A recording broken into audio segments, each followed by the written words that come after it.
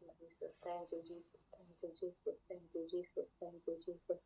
இயேசுப்பா ஆண்டவரே, இந்த வேலைக்காக நாங்கள் ஜெபிக்கிறோம் தகப்பனே. இந்த கூட இருக்கிற ஒவ்வொருத்தரையும் நீங்க ஆசீர்வதிங்க இயேசப்பா. இந்த மாதத்திற்கான வாக்குத்தத்தத்தை தகப்பனே இயேசப்பா, ஜாதிகளுக்குள்ளே பஞ்சத்தினால் உண்டாகும் நிந்தை அடையாதபடிக்கு தகப்பனே, விருட்சத்தின் கனியையும் வயல்களின் பலன்களையும் நீங்க பெருக பண்ணுவேன்னு சொல்லியிருக்கீங்க தகப்பனே. கொடுத்த வாக்குத்தத்தத்தை பிடித்து நாங்கள் ஜெபிக்கிறோம் சுவாமி. நீங்க நிறைவேற்றுவீர் ராஜா. நன்றி தகப்பனே. ஹல்லேலூயா ராஜா. ஹல்லேலூயா. Thank you Jesus. Thank you Jesus. பாடுவோம், மகிழ்வோம், கொண்டாடுவோம். அப்பா சமூகத்தில் பாடி மகிழ்ந்து கொண்டாடுவோம். பாடுவோம், மகிழ்வோம், கொண்டாடுவோம். அப்பா சமூகத்தில் பாடி மகிழ்ந்து கொண்டாடுவோம். நன்றி நன்றி நன்றி.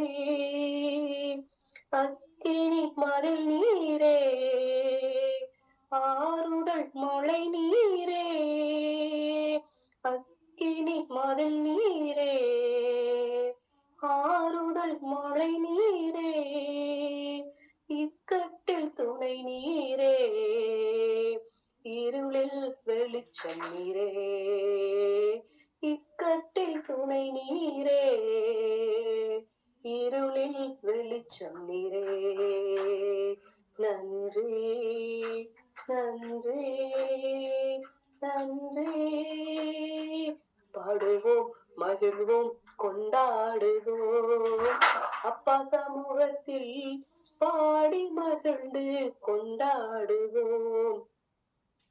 உயிர் நீக்கும் மருத்துவரே, என் துதிக்கு பாத்திரரே, துயர் நீக்கும் மருத்துவரே, என் துதிக்கு பாத்திரரே, என் பலனெல்லாம் நீர்தானையா, என் பிரியமும் நீர்தானையா, என் பலனெல்லாம் நீர்தானையா, என் பிரியமும் நீர்தானையா. நன்றி நன்றி நன்றி.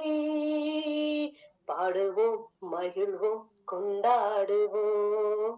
அப்பா சமூகத்தில் பாடி மகிழ்ந்து கொண்டாடுவோம். பாடுவோம், மகிழ்வோம், கொண்டாடுவோம். அப்பா சமூகத்தில் பாடி மகிழ்ந்து கொண்டாடுவோம். கல்வாரி சிலுவையினால் என் சாபங்கள் உடைந்ததையா, கல்வாரி சிலுவையினால் என் சாபங்கள் உடைந்ததையா, ஆபிரகாமின் ஆசீர்வாதங்கள் இந்த அடிமை கிடைத்ததையா, ஆபிரகாமின் ஆசீர்வாதங்கள் இந்த அடிமைக்கு கிடைத்ததையா.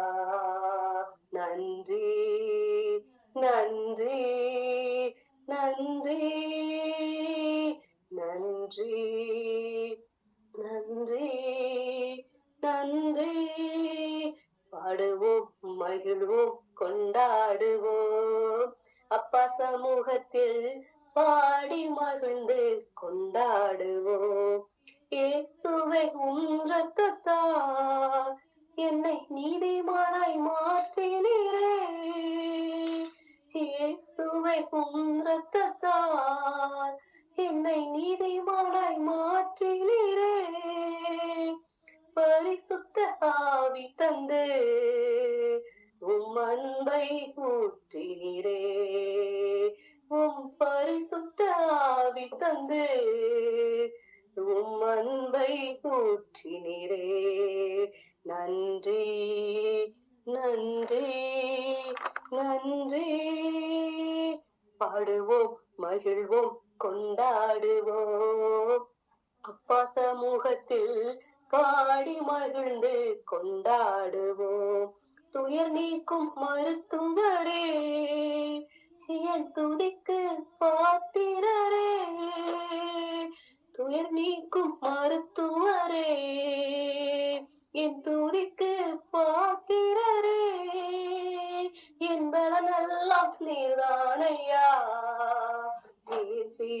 பிரியமும் நீர்தானையா, இந்த பலனெல்லாம் நீர்தானையா, என் பிரியமும் நீர்தானையா.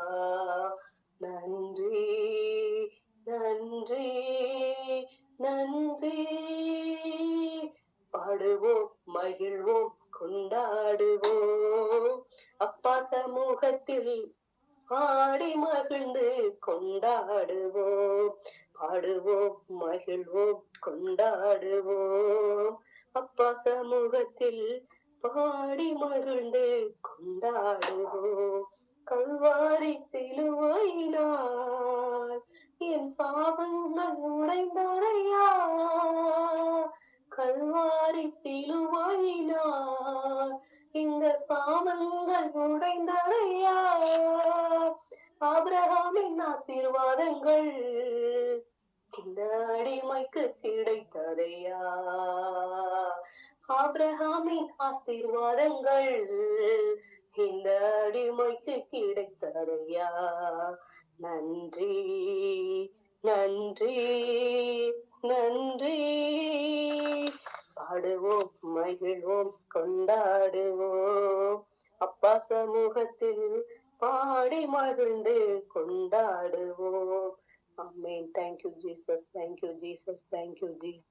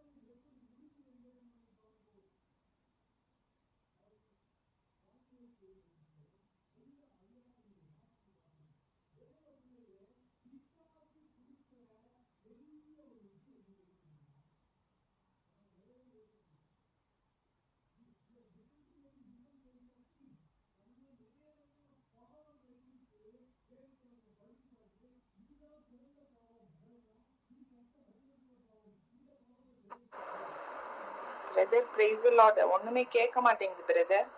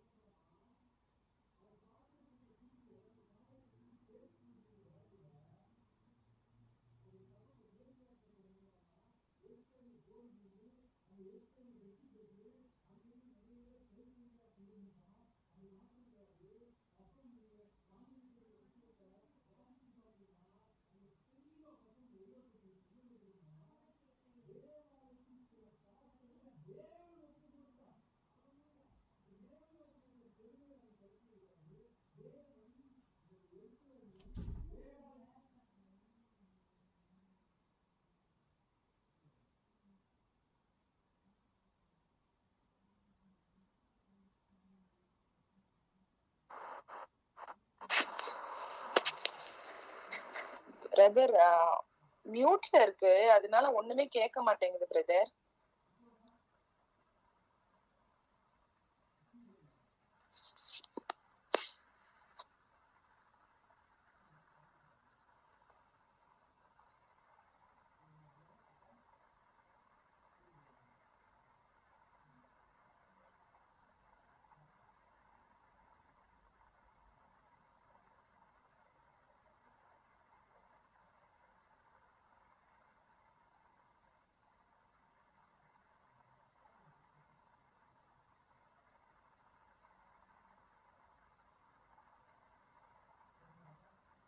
ஹலோ, இப்பதான் கேக்குது பிரதர். கேக்குதாக்கா? சாரிக்கா, இது லேப்டாப்ல கனெக்ட் பண்ணேன். இப்பதான் கேக்குது. உடனே ஒண்ணுமே கேட்கல, ஆரம்பத்துல இருந்தே ஒண்ணுமே கேட்கல. ஓ அப்படியாக்கா, ஸ்தோத்திரம். இப்ப கேக்குதா? கேக்குது. இப்ப கேக்குது. ஓகே, நான் அப்படியே ப்ரே பண்ணி கண்டுபிடிக்கிறேன். ஹல்லேலூயா, ஸ்தோத்திரம். சாரி, இந்த லேப்டாப்ல கொஞ்சம் ரெக்கார்டிங் ஸ்டார்ட் பண்ணேன், இன்னைக்கு அது பிரேக் ஆயிடுச்சு போங்க. ஸ்தோத்திரம். ஹல்லேலூயா, ஸ்தோத்திரம். இன்னைக்கு நம்ம பார்க்க போற விஷயம் என்னன்னு கேட்டீங்க அப்படின்னா, பெல்சாஸ்தாரை குறித்து நம்ம பார்க்க போகிறோம். இப்ப இந்த பெல்சாஸ்தார் என்ன கேட்டீங்கன்னா, தானியேலுக்கு எழுதின புஸ்தகம் 5ஆம் அதிகாரத்தை நம்ம தியானிச்சு பார்த்தோம்னா நமக்கு நன்றாக சொல்லப்பட்டிருக்கு. தானியேலுக்கு எழுதின புஸ்தகம் 5ஆம் அதிகாரம் 1ஆம் வசனத்துல என்ன கேட்டீங்கன்னா, இந்த பெல்சாஸ்தார் ராஜா இவன் யாருடைய குமாரன்? நேபுகாத்நேச்சருடைய குமாரன். நேபுகாத்நேச்சரை குறித்து நம்ம நன்றாக தியானித்திருக்கிறோம். நேபுகாத்நேச்சர் எப்படிப்பட்டவனா இருந்தான்னு கேட்டீங்க அப்படின்னா, அவன் கர்த்தருக்கு பயப்படக்கூடிய ஒரு மனுஷனா மாறினான். எப்ப மாறானா? மாட மாதிரி மாத்தி அவன் தான் உண்டாக்குற பெருமை எல்லாம் உடைச்சதுக்கு அப்புறமா அந்த நிலைமைக்கு கர்த்தர் மாத்துறான். இன்னைக்கு தேவ பிள்ளைகளே, நாம் என்ன பண்ணுறோம் கேட்டீங்கன்னா, நிறைய வகையான காரியத்தை குறித்து பாவம்னு நான் நிறைவேற்றிட்டு இருக்கோம். விபச்சாரம் ஒரு பாவம், இல்ல இதை செய்யறது பாவம், அதை செய்யறது பாவம் நம்ம யோசிக்கிறோம். அது எல்லாத்தையும் விடையும் பிசாசு ஹேண்டில் பண்ற ஒரு டாக்டிக்ஸ் என்ன கேட்டீங்கன்னா, சின்ன விஷயம் தான் சகோதரிகளே, சின்ன விஷயம் தான் சகோதரர்களே. ஒரு சின்ன பெருமை, நான் யார் தெரியுமா, என் டிக்னிட்டி என்ன தெரியுமா, எனக்குள்ள ஒரு விஷயம் என்ன தெரியுமா, என்ன இவங்க இப்படி பேசிட்டாமோ தெரியுமான்ட்டு ஒரு சின்ன பெருமையை போட்டா போதும், அவ்வளவுதான் நம்ம கர்த்தருக்குரிய சுவாபத்தை இழந்து போயிரும். ஹல்லேலூயா. இப்ப இந்த பெல்சாஸ்தாருக்கு என்ன பண்றாங்க கேட்டீங்கன்னா, இந்த தானியேல் 5ஆம் அதிகாரம் 1ஆம் வசனத்துல ஒரு 1000 பேருக்கு கூப்பிட்டு சாராய விருந்து கொடுக்குறான். பைபிள்னா அந்த 1000 பேருக்கு முன்பாகவும் திராட்சை ரசம் குடித்தான். இவங்க சாராயத்தை குடிச்சான்னா, திராட்சை ரசம்னு வேற ஒண்ணும் கிடையாது. அந்த கிரேப்ஸ் எடுத்து நல்லா என்ன பண்ணா, ஒரு மிஷின்ல போட்டு ஒரு இதுல போட்டு அடைச்சு இடிச்சு நல்ல சாரை புழிஞ்சு அந்த சாரை ஒரு பாட்டில் அடைச்சு வச்சுட்டாங்கன்னா, பல நாட்களுக்கு அப்புறமா ஃபெர்மெண்டேஷன் ஆனோடனே அது ஆல்கஹாலா மாறிடும். அதனால வசனம் சொல்லுது, திராட்சை ரசம் அமளி பண்ணும், திராட்சை ரசத்தினால் மயங்குகிற ஒருவனும் ஞானவான் அல்ல. அந்த திராட்சை ரசம் குடித்தவன் என்ன பண்ணுவாங்க கேட்டீங்கன்னா, தனக்கு தெரியாத சில விஷயங்களையும் தேவையில்லாத வார்த்தைகளையும் குறித்து புலம்புவான். ஹல்லேலூயா. இப்ப பெல்சாசாரான ஒரு 1000 பேருக்கு விருந்து பண்ணும்போது அதை குடிச்சது மாத்திரம் கிடையாது, 2ஆம் வசனம் சொல்லுது, அவன் திராட்சை ரசத்தை ருசிச்சுக்கிட்டு இருக்கேலையே அவன் என்ன பண்றான்னா, தன்னுடைய தகப்பன் என்ன பண்றான்னா, எருசலேம்ல போய் போர் புரிஞ்சு அந்த எருசலேமில இருந்து வர்ற வழிகள்ல எருசலேம்ல இருந்து நிறைய பேர் அடிமைகளா பிடித்து கொண்டு வருகிறான். அதை தாண்டி வசனம் ரொம்ப தெளிவா தானியேலுக்கு எழுதின புஸ்தகத்தில் சொல்லியிருக்கு, தேவன் தேவாலயத்தின் சில பாத்திரங்களையும் யார் கையில? நேபுகாத்நேச்சர் கையில ஒப்பு கொடுத்தார். இப்ப அந்த பாத்திரம் எல்லாம் எங்க இருக்குன்னு கேட்டீங்கன்னா, அவன் தன்னுடைய கோயில்கள்ல அந்த பாத்திரத்தை எல்லாம் பொக்கிஷமா சேர்த்து வச்சிருக்கான்.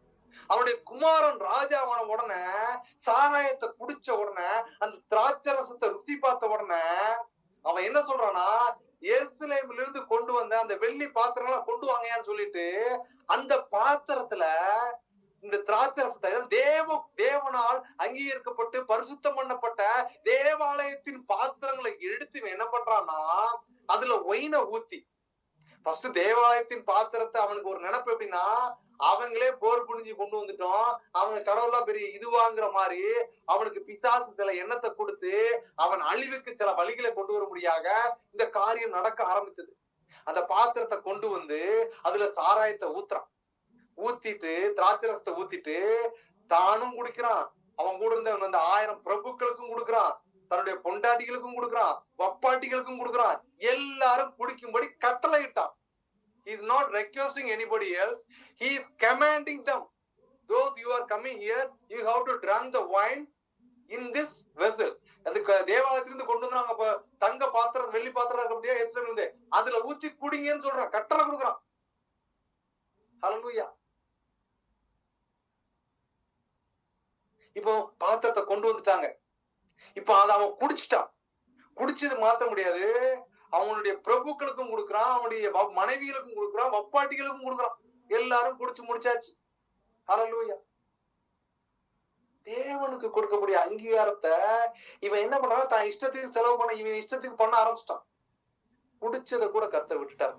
இன்னைக்கு தேவ பிள்ளைகளை சில தொடுகிற வேலைகளை நம்ம யூடியூப்ஸ்ல பார்ப்போம், நிறைய இடத்துல பார்ப்போம். சுவிசேஷம் சொல்லும் போது அடிப்பாங்க, மிதிப்பாங்க, உதப்பாங்க. நமக்கு என்ன தெரியும்னா தேவ பிள்ளைகளை ஹல்லேலூயா அடிச்சுட்டான், பாருடா நம்ம பிள்ளைகளை அடிச்சுட்டான். கர்த்தர் அவனை கொண்டு நம்மளை அடிக்க வச்சது சும்மா கிடையாதுங்க. ஹல்லேலூயா. அடிச்சவன் தான் கர்த்தருக்கு எடுத்து பிரயோஜனப்படுத்த முடியும். ஒருவன் கர்த்தரை எதிர்த்து வருகிறான் என்றால் தேவ பிள்ளையில ஒன்று தெரிஞ்சுக்கங்க, எதிர்த்து வர்றவனைத்தான் கர்த்தர் அவனுக்காக போராட வைப்பான். பவுல் என்ன பண்ணான்னு கேட்டீங்கன்னா, ஸ்தோத்திரம், தமஸ்குவுக்கு லெட்டர் வாங்கி கிறிஸ்தவர்களை கொல்ல வேண்டும் என்கிற ஒரு வெறியோடு போனவனை தான் கர்த்தர் எடுத்து பயன்படுத்தினான். ஹல்லேலூயா. இப்ப இவன் கர்த்தரை தூசணப்படுத்தும்படியாக, கர்த்தரை அவமதிக்கும்படியாக பெல்சாஸ்தருக்கு அனுமதியை கொடுத்துட்டார். அவன் எடுத்து குடிச்சது மாத்திரம் கிடையாது, 4ஆம் வசனம் சொல்லுது, அவன் திராட்சரசம் குடித்து சாராயம் குடிச்ச உடனே பொன்னும் வெள்ளியும் வெண்கலமும் இரும்பும் மரமும் கல்லுமாகிய தேவர்களை புகழ்ந்தார்கள். அவன் என்ன பண்ணிட்டான், சாராயம் உள்ள தலைக்கு ஏறின உடனே தன்னுடைய கடவுள்கள், அந்த ஸ்டாச்சுஸ் சொல்லுவாங்க, சிலைகளை, பொண்ணு வெள்ளி வெண்கலத்துல செஞ்ச, கல்ல மரத்துல செஞ்ச சிலைகளை புகழ ஆரம்பிச்சுட்டான். இவன் புகழ்ந்துகிட்டு இருக்கிற வேலையில தேவ பிள்ளைகளே, உங்களுக்கு எதிராக சில காரியங்கள் போடட்டும், சில திட்டங்களை வகுக்கட்டும், காரியம் நடக்கட்டும், சோர்ந்து போகாதே. கர்த்தர் அனுமதிப்பார். கர்த்தர் என்ன பண்ணுவார்னா, பொன்னினால் சோதித்தாதான் அது சுத்த பொண்ணை நெருப்பினால சோதித்தாதான் அது சுத்த வெள்ளியா சுத்த பொண்ணாக விளங்கும் என்று வேதம் சொல்லுகிறது. அது சயின்டிபிக்கலாவும் உண்மைதான். தங்கத்தை எடுத்து நல்ல உருக்குனா தான் அதுல இல்லாத தேவையில்லாத களிம்புகள் எல்லாம் நீக்கி அது சுத்த பொண்ணாக விளங்கும். தேவ பிள்ளைகளே, பரதேசிக்கு நம்ம போகணும், பரலோகத்துக்குள்ள நம்ம போகணும்னா God want to do some testing. அவர் சில சோதனைகளை வைக்கிறார். ஹல்லேலூயா, ஸ்தோத்திரம். நானும் அந்த சோதனைக்குள்ளதாக ஒரு வாரமா பிரவேசித்து பார்த்தேன். ஹல்லேலூயா, ஸ்தோத்திரம். ஏன்னா கர்த்தர் என்ன பண்ணுவாருன்னா, அவருடைய நடத்தல் வித்தியாசமா இருக்கும், அவருடைய செய்கைகள் அற்புதமா இருக்கும். கொஞ்சத்தில் உண்மை உள்ளவன் அநேகத்தின் மேல் அதிகாரி ஆக்குவான்னு முடியுமா?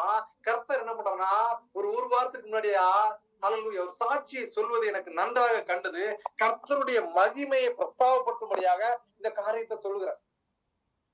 கர்த்தர் ஒரு ஊழியக்காரரை காண்பிச்சு, எனக்கு தெரிஞ்ச ஊழியக்காரர், ரொம்ப வேண்டியவர், எங்க உறவினர் வேற, காண்பித்து கர்த்தர் சொன்னார், இவனுக்கு நீ காசு அனுப்பு அப்படின்னு.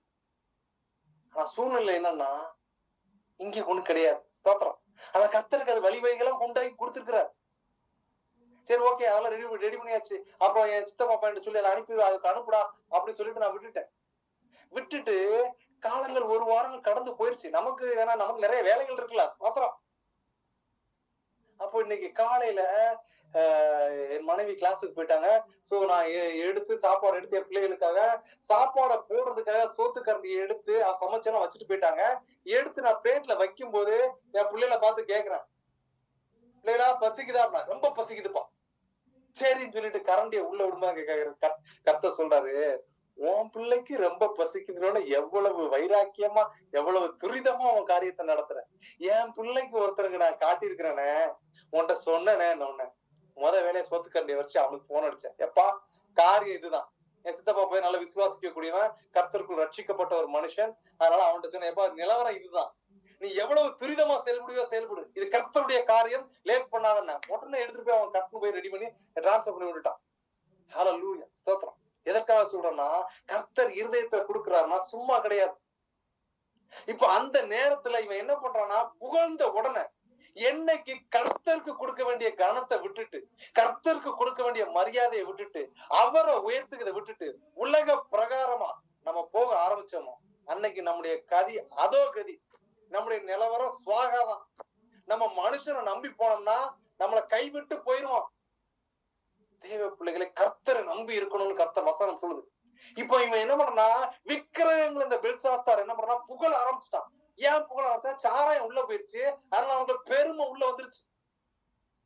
மது அருந்துவீர்களா, ஜாக்கிரதையா இருங்க, அது உங்க அவிசுவாசத்தை உண்டாக்கும், உங்களை புத்தி பேதலிக்க பண்ணும், ஆவிக்குள்ள இருக்க தொடர்பு அது முறிக்கும்.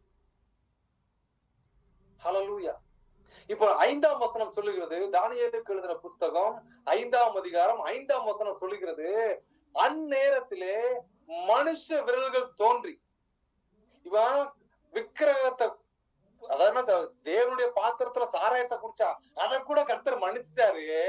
ஆனால் கர்த்தரை விட்டுட்டு ஒரு அழிந்து போகிற ஒரு சிறுவங்களையும் விக்கிரகங்களையும் அவன் புகழ ஆரம்பிச்ச உடனே கர்த்தருடைய விரல் மேலிருந்து தோன்றி விளக்குக்கு எதிரா ராஜ அரண்மனையில அவன் படுத்து கிடக்கும் போது அவன் சோத்துல சாந்து பூசப்பட்ட சோத்துல ஒரு கை விரல் வந்து எழுதுறத ராஜா பாக்குறான். ஹல்லேலூயா. பார்த்தோம்னா அவன் முகம், 6ஆம் வசனம் சொல்லுது, தானியேல் 5ஆம் வசனம் 5ஆம் அதிகாரம் 6ஆம் வசனம் சொல்லுது, அவன் முகம் வேறுபட்டுச்சுங்க. தேவ பிள்ளைகளே, நீங்க நல்லா வர்றது ஆவிக்குரிய ரீதிகள்ல வர்றது, பொருளாதார ரீதிகளில ஒரு உயர்வை காண்கிறது, பிசாசுக்கு எண்ணமுமே வேர்ச்சதான். அந்நிய மனுஷன் கோடீஸ்வரன் ஆகட்டும், லட்சாதிபதி ஆகட்டும், நிம்மதி ஆகட்டும், அவனை கண்டுக்கவே மாட்டான். ஏன்னா அவன் நரகத்துக்கு உரியவன், அவனுக்கு நித்தியம் கிடையாது. ஆனா ஆவிக்குரிய பிள்ளைகள், கர்த்தரை நம்பி ஓடுகிறவர்கள், கர்த்தரை சார்ந்து இருக்கிறவர்களுக்கு என்ன பண்ணும்னா, ஒரு உயர்வு வருது, ஒரு வழிகள் உண்டாக போகுதுன்னா அதை எப்படியாவது என்ன பண்ணணும்னா பறிச்சு புடுங்கணும். யோபுட்டையும் என்ன பண்றான்னா, யோபுவை கர்த்தர் புடமிட்டு வைத்திருக்கிற காரியத்துல தியானிச்சதுக்கு அப்புறமா பிசாசு தேவ சந்நிதியில போய் நின்னுட்டு நிக்கிற வேலையில கர்த்தர் சொல்கிறார், என் தாசனாகிய யோபுவின் மேல் கண் வைத்தாயோ, உண்மையும் உத்தமமான அவனை போல் ஒருவனும் இல்லை என்று யோபுவை குறித்து கர்த்தர் சாட்சி கொடுத்த உடனே பிசாசு என்ன சொல்றானா, சும்மாவா உண்மையா இருக்கான், அவனுக்கு எல்லாம் கொடுத்திருக்கிறீரு, எடுத்துக்கப்பா எல்லாத்தையும் பிசாசு கீழே விட்டுறான். எடுத்து பாக்குறான், அடுத்தடுத்து சோதனை, அடுத்தடுத்து வேதனை, தன்னுடைய சொத்துக்கள் போகுது, தன்னுடைய மகன்கள் பிள்ளைகள் எல்லாம் செத்து மறிச்சு போறாங்க, அவனுடைய நிலவளங்கள் எல்லாம் அழிஞ்சு போகுது, அவருடைய தோட்டங்கள் எல்லாம் நிர்மூலமாகுது, ஒரு ஐஸ்வர்யனா இருந்தவன் ஒரு நொடியில பிச்சைக்காரனாகிறான். அவன் முகம் நாடி வேறுபடல, அவனுடைய மனைவியினுடைய முகநாடி, அவன் மனைவியினுடைய சுவாபம் எல்லாம் வேறுபட்டு என்ன அவெல்லாம் திக்கிச்சு போய் நிக்கிறான். அப்பவும் திரும்பியும் பிசாசு வந்து கேக்குறான், நீ எல்லாமே எடுத்தாலுமே அவனை செக்யூர் பண்ணி வச்சிருக்கிறீ, அவனை மட்டும் கொடுத்து போறான், அவனை நான் கொஞ்சம் டார்ச்சர் பண்ணனா அவன் ஜீவனை தவிர என்ன வேணாலும் பண்ணிக்கங்கிற. சாகுற தருவாயிலும் தன் மனைவி சொல்றான், தேவனை தூசித்து ஜீவனை விடுங்கிற சூழ்நிலையிலும் அவன் சொன்ன விஷயம், தேவனுடைய கைகளிலே நன்மையை பெற்றுக்கொண்டனா தீமையை பெறாமல் இருப்பது எப்படி? இதை அனுமதித்திருக்கிறார் என்றால் நாம் அவருக்கு விரோதமாக முகநாடியை வேறுபடுத்தக்கூடாது. தேவனே, நீர் இதை என் வாழ்க்கையில அனுமதித்திருக்கிறா, என் முகநாடி வேறுபடக்கூடாது, நான் மூச்சை தூக்க கூடாது, நான் எரிச்சல் ஆகக்கூடாது, நான் ஆலயத்துக்கு வரமாட்டேன்னு டிசிஷன் எடுக்க கூடாது, நான் பைபிளை தூக்க மாட்டேன்னு ஒரு கண்ட்ரோல்ல வரக்கூடாது. நீர் என்னை இதற்குள் பிரவேசிக்க வைத்திருக்கிறீர் என்றால், ஓ ஹல்லேலூயா, தீக்குள்ள போடப்பட்ட சாத்ராக் மேஷாக் ஆபேத்நேகோ அங்க போனதுனால தான் தேவனுடைய ரட்சிப்பை அந்நிய மனுஷர்கள் கண்டு அநேகர் தேவன் பக்கமாய் திரும்பினார்கள். தேவ பிள்ளையே, இன்னைக்கு உங்களை சில சோதனைகளும் சில வேதனைகளும் சில உபத்திரவங்களும் நெருக்குது, போராடுது, உபத்திரவத்துல பண்றீங்கன்னா ஒன்று செய், ஒன்று விசுவாசி, உன் முகநாடியை வேறுபடுத்தாத, உன் இருதயத்தை கீறி தேவன்ட்ட செலுத்து, உன் இருதயத்தை கர்த்தர் சந்நிதியில ஊத்து, உன்னை தேவ தேவனுக்கு பிரியமானதாக மாற்றும்படியாக இன்னும் அவர் அண்டையிலே கிட்டி சேரும்படியாக சேர்ந்து கொள் தேவ பிள்ளைகளை. இப்ப ராஜா இந்த கை விரல் திடீர் வானத்துல இருந்து இறங்கி ராஜ அரண்மனைக்குள்ள யாரும் அவனை சீக்கிரம் போக முடியாது, ராஜ கட்டளை இல்லாம. ஆனால் அதை தாண்டி அவனை மீறி சில கை விரல்கள் வந்து எழுதுனதை பார்த்தவன அவன் முகநாடி வேறுபட்டுச்சு. அவனுக்குள்ள ஒரு பயம், அவன் இடுப்புல இருக்க கட்டுகள் எல்லாம் தளர்ந்து போயிடுச்சு, இடுப்புன்னு எலும்புகள் சோர்ந்து போச்சு, முழங்கால் வந்து ஒன்றோடு ஒன்று மோதி கொண்டது, 2 கலங்காலும் பதட்டத்துல நடுங்குறான், ராஜா பம்மி போய் நிக்கிறான். அப்ப ராஜா என்ன பண்றான், பயங்கரமா சத்தமிட்டு அந்த நாட்டுல இருக்கிற தானியேல் 5ஆம் அதிகாரம் 7ஆம் வசனத்துல சொல்லப்பட்டிருக்கு. அவன் அப்பா என்ன பண்ணான்னு கேட்டீங்கன்னா, இதே மாதிரிதான் ஒரு சொப்பனம் தானியேலுக்கு எழுதின புஸ்தகம் 2ஆம் அதிகாரத்துல நீங்க வாசிச்சு பார்த்தீங்கன்னா நமக்கு தெரியும், அதை தியானிச்சிருக்கோம். ஒரு சொப்பனத்தை கொடுத்த உடனே அந்த நேபுகாத்நேச்சர் எடுத்த உடனே அங்க இருக்கிற ஜோசியர்கள், கல்தேயர்கள், குறி சொல்லுகிறோம் எல்லாத்தையும் அழைப்பான். அதே மாதிரி அப்பனை போல புள்ள தப்பாம வந்திருக்குங்கிறதுக்கு இந்த உதாரணத்துக்கு அந்த பழமொழிக்கு வசனம் தெளிவா பொருந்துகிறது. தானியேல் 5:7 அவன் ரொம்ப சத்தமோட்டு பயப்பட்டு ஜோசியரையும், குறி சொல்லுகிறையும், கல்தேயரையும், ஞானிகளையும் எல்லாத்தையும் வரவழைச்சிட்டு இந்த எழுத்தை வாசிச்சு இந்த எழுத்துக்கு எனக்கு அர்த்தத்தை சொல்லிட்டாங்கன்னா அவனை நான் என்ன பண்ணுவேன்னா, அவனுக்கு ரத்தாம்பரமும், அதாவது ரத்தாம்பரம்னா இயேசு கிறிஸ்துவை சிலுவையில அடிக்கிறதுக்கு முன்னாடி என்ன பண்றாங்கன்னா, சோப்பு நூல்ல ஒரு பஞ்சு போன வஸ்தாம்பரமான சில நூல்களை ராஜாக்களுக்கு கொடுத்தக்கூடிய அந்த நூல்கள், அந்த அந்த ஒரு நம்ம ஊர்ல சொல்ல பொன்னாடை சாத்துன்னு சொல்லுவாங்க, அந்த மாதிரி பொன்னாடையை சாத்தி அவனுக்கு பொற்பணியும் தங்கத்தை கொடுத்து அந்த இந்த நாட்டுல 3வது ஒரு ராஜாவுக்கு கீழே ஒரு 3வது ஒரு பெரிய பதவியை கொடுப்பேன், அதுல யார் இந்த அர்த்தத்தை சொல்றீங்கன்னு பாப்போம்னு சொல்லிட்டு எல்லாத்தையும் வர சொல்லி கேட்டு பாக்குறான். 8ஆம் வசனம் சொல்லுது, ஞானிகள் எல்லாம் வந்துட்டாங்க, ஆனாலும் ஹல்லேலூயா தேவ பிள்ளைகளே, இன்னைக்கு நமக்குள்ள ஒரு பெரிய விஷயம் என்ன கேட்டீங்கன்னா, ஆனாலும் பட் ஆனா நான் சர்ச்சுக்கு போறேன், ஆனா இது நடக்குமா நடக்காதா, நான் டெய்லி பைபிள வாசிக்கேன், ஆனா இது நடக்குமா நடக்காதா. ஆனா அந்த ஆனாவே இருக்கக்கூடாது, ஆனாலுங்கிறத தூரப்பட்டு அவர் செய்யதை நடத்துவார் என்பதை விசுவாசித்துக்கொள் தேவ பிள்ளை. ஹல்லேலூயா ஸ்தோத்திரம்.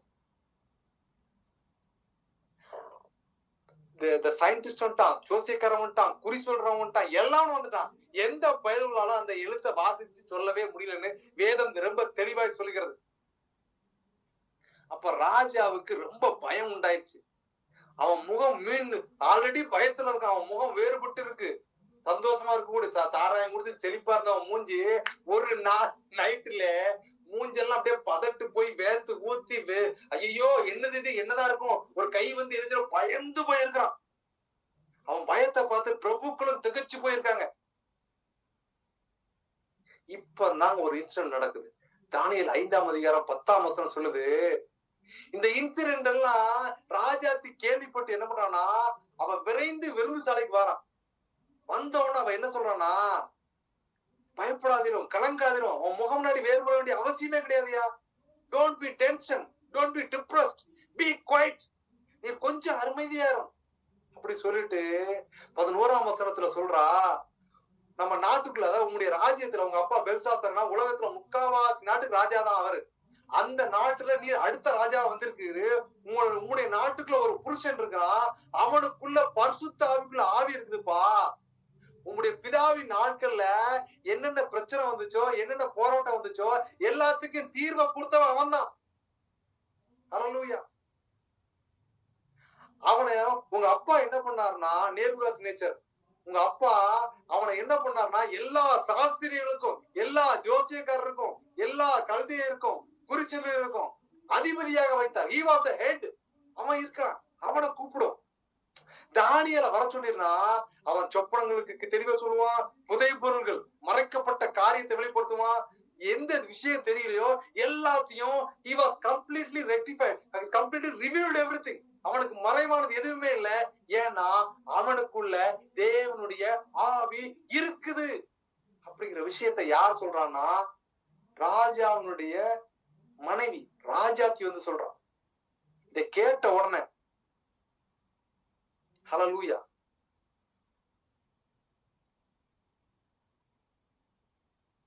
ரொம்ப தெளிவா சொல்றாங்க. ஹல்லேலூயா ஸ்தோத்திரம். ராஜா கட்டளை பிடிச்சு நீ போய் தானியேலை அழைச்சிட்டு வான்னு ஒரு கட்டளை வந்துருச்சு. நான் இந்த வசனத்தை வாசிச்சுட்டு இருக்கல, கர்த்தர் ஒரு தரிசனத்தை எனக்கு காண்பித்தார். என்ன தரிசனம்னா, ஹல்லேலூயா, நான் இதுக்கு அடுத்த லெவல்ல வாசிக்கவே இல்லை. தானியேலுக்கு எழுதின புஸ்தகம் 5ஆம் அதிகாரம் 13ஆம் வசனத்தை வாசிச்சுட்டு இருந்தேன். அதை நான் வாசிச்சிருந்தேன். அப்பொழுது தானியேல் ராஜாவின் முன் உள்ளே அழைத்து வந்து விடப்பட்டான். இந்த வசனத்தை வாசிச்சவன கர்த்தர் அப்படியே நிறுத்திட்டு எனக்கு ஒரு ஆவில கொண்டு போய் காண்பிச்சது என்னன்னா, தானியேலை மரியாதையா நடத்தி அந்த இடத்துக்கு கூட்டு வரலாங்க. அவன் நடத்தி கொண்டு வந்த விதத்தை பார்க்கும்போது ஸ்தோத்திரம். இன்னைக்கு அநேகரை கர்த்தர் அப்படித்தான் நடத்துறான். அழைத்து கொண்டு விடப்பட்டான். They are treating you as slave. நீ அடிமை என்கிற ஒரு ஆணவத்துல, ஒரு அதிகார பலத்துல அவனை அழைத்து கொண்டு வந்தவன் அவனுடைய கழுத்தை பிடித்து, ஓ ஹல்லேலூயா, துணிகரமாய், ஓ தானியேல் என்ன ஒரு பெரிய பதவியில் இருந்தவனை சட்டையை பிடிச்சு வலுக்கட்டாயமா இழுத்து கொண்டு வந்து ஒரு துரிதமாய் ராஜாவின் முன்ன எரிந்து போடுகிறார். அநேகர கர்த்தருடைய பிள்ளைகளை அநேகர் அப்படித்தான் துன்பப்படுத்துகிறார்கள், துணிகரமாய் எரிந்து போடுகிறார்கள். ஹல்லேலூயா. இதுல இன்னொரு விஷயம்னா, அவர்கள் நடத்தி கொண்டு வந்த விதம் வேற, அது வேற. ஆல்ரெடி டிப்ரெஸ்டா இருக்கிற தானியேல் உள்ள விடப்பட்டதுக்கு அப்புறமா ராஜா அவனை பார்த்து கேட்கிற கேள்வியை பாத்தீங்கன்னா, தானியேல் 5ஆம் அதிகாரம் 13ஆம் வசனம், கழுத்தை பிடிச்சு உள்ள தள்ளுகிற அந்த விஷயத்த பார்க்கும்போது எனக்கே என்னதுப்பா இது, நம்ம எல்லாம் யோசிச்சுட்டு இருக்கோம். தானியேல் நேபுகாத்நேச்சாருக்கு வந்து ஒரு பெரிய அதிகாரியா வைக்கப்பட்டதுக்கு அப்புறமா அவனுக்கு ஒரு நல்ல ராஜ மரியாதை கிடைத்து சுகபோகமாய் ஜீவித்திருப்பான் நம்ம யோசிச்சுட்டு இருக்க வேலையில, நேபுகாத்நேச்சார் செத்துட்டான், அவன் பையன் வந்துட்டான். அவன் வந்தவன தானியேலை நடத்துகிற விஷயம் ரொம்ப கேவலமான ட்ரீட். ஹல்லேலூயா, ஸ்தோத்திரம். இந்த ராஜா என்ன பண்றான்னா, அந்த தானியேலுக்கு எழுதின புஸ்தகம் 5ஆம் அதிகாரம் 13ஆம் வசனத்துல ராஜா தானியேலை பார்த்து சொல்றான், ராஜா தானியேலை பார்த்து, நீ என் பிதாவாகிய ராஜா யூதாவிலிருந்து சிறைப்படுத்தி வந்த யூதரில் ஒருவனாகிய தானியேல் அல்லவா? அத டைரக்டா சொல்லணும்னா, சிம்பிளிஃபைடா சொல்லணும்னா, ஏய் நீ அடிமை தானடா, எங்க அப்பா தானடா உங்க நாட்டை போர் புரிஞ்சு உங்க எல்லாத்தையும் அடிமையா கூட்டு வந்தான் அப்படிங்கிற ஒரு தெனாவட்டு, ஒரு பெருமை, ஒரு கெத்து யாருக்கு? இந்த பெல்சாத்சார் ராஜாவுக்கு. அந்த கெத்து மட்டும் கிடையாது, அவன் அடுத்த விஷயத்தையும் பேசுறான். உனக்குள்ள தேவர்களின் ஆவி உண்டென்றும் வெளிச்சமும் புத்தியும் விசேஷித்த ஞானமும் உன்னிடத்தில் காணப்பட்டது என்றும் உன்னை குறித்து கேள்விப்பட்டேன். I was hearing about you. உனக்கு மறைபொருளை வெளிப்படுத்துது, ஏன் தேவர்களின் ஆவியில உனக்குள்ள இருக்குது, எல்லாத்தையும் நீ சொல்லுவன்னு உன்னை குறித்து கேள்விப்பட்டேன். அப்ப என்னன்னா, நேபுகாத்நேச்சர் போன உடனே தானியேலுக்கான அந்த அங்கீகாரம் நீக்கப்பட்டு அவனை வெளியில அனுப்பிட்டாங்க. அடிமையா இருக்கிறாங்கிற ஒரு சூழ்நிலை அனுப்பிட்டாங்க. இப்ப திரும்பிய அழைக்கப்பட்டிருக்கிறான். இப்ப அவன் திரும்பிய சொல்றான், என்னுடைய சாஸ்திரிகள், என்னுடைய ஜோசியர் எல்லாத்தையும் அழைச்சு கொண்டு கேட்டு பார்த்தான், ஒருத்தனாலே சொல்ல முடியல. அதனால நீ எனக்கு இந்த அர்த்தத்தை சொல்லிட்டேன்னா நான் என்ன பண்ணுவேன்னா இந்த ராஜ்யத்துல அவனை பெரிய அதிகாரியா வைப்பாங்கிறான். ஹல்லேலூயா, ஸ்தோத்திரம். இப்ப தேவர்களின் ஆவி யாருக்குள்ள இருந்ததுன்னு கேட்டீங்கன்னா தானியேலுக்குள்ளதாக இருந்தது. இப்ப 2 ராஜாக்கள், நம்ம இந்த இதை கண்டினியூட்டா பார்க்க போகிறோம். 2 ராஜாக்கள் 19ஆம் அதிகாரத்தை நீங்க உங்க கையில வேத புத்தகம் இருந்தா எடுத்து வைத்துக் கொள்ளுங்க. இப்போ இதுல தேவர்களின் ஆவியை குறித்து சில விஷயங்களை நம்ம பார்த்துட்டு அவர் கண்டினியூட்டா பார்க்க போகிறோம். நம்ம மேல சொன்னப்பட்ட விஷயத்தை நிறுத்தி வச்சிடலாம். ஏன்னா ராஜா பெல்சாத்சார் வந்து ராஜாவை குறித்து என்னன்னா, உனக்குள்ள தேவரின் ஆவி இருக்குன்னு கேள்விப்பட்டேன், நீ இதை சொல்ல முடியும். அவன் என்ன பண்றான்னா ரெக்வெஸ்ட் பண்ணல, he was giving order. ஹல்லேலூயா. 2 ராஜாக்கள் 19ஆம் வசனத்தை நீங்க வாசிச்சு பாத்தீங்கன்னா இங்க ஒரு இன்சிடென்ட் நடக்குது. இங்க ஒரு மனுஷனுடைய ஜெபம், எசேக்கியா ராஜாவினுடைய ஜெபத்தை குறித்து நம்ம பார்க்க போகிறோம். இப்ப எசேக்கியா ராஜாவை என்ன பண்றானா, அந்த இஸ்ரவேலை சுத்தி சனகரிப் என்னும் அசரிய ராஜா ஒரு பெரிய படையை கொண்டு வந்து சுத்தி வேலி அடைச்சு உட்கார்ந்துட்டான். பழைய காலத்துல ஒரு பட்டணம், அந்த பட்டணத்தை சுத்தி கோபுரங்கள் வேலி அடைக்கப்பட்டு இருக்கும்.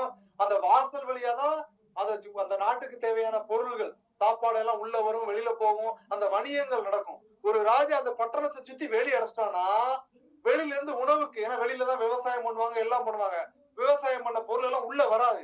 அப்ப உள்ள இருக்கிற பொருளை வச்சு ரொம்ப நாளைக்கு சாப்பிட முடியாது.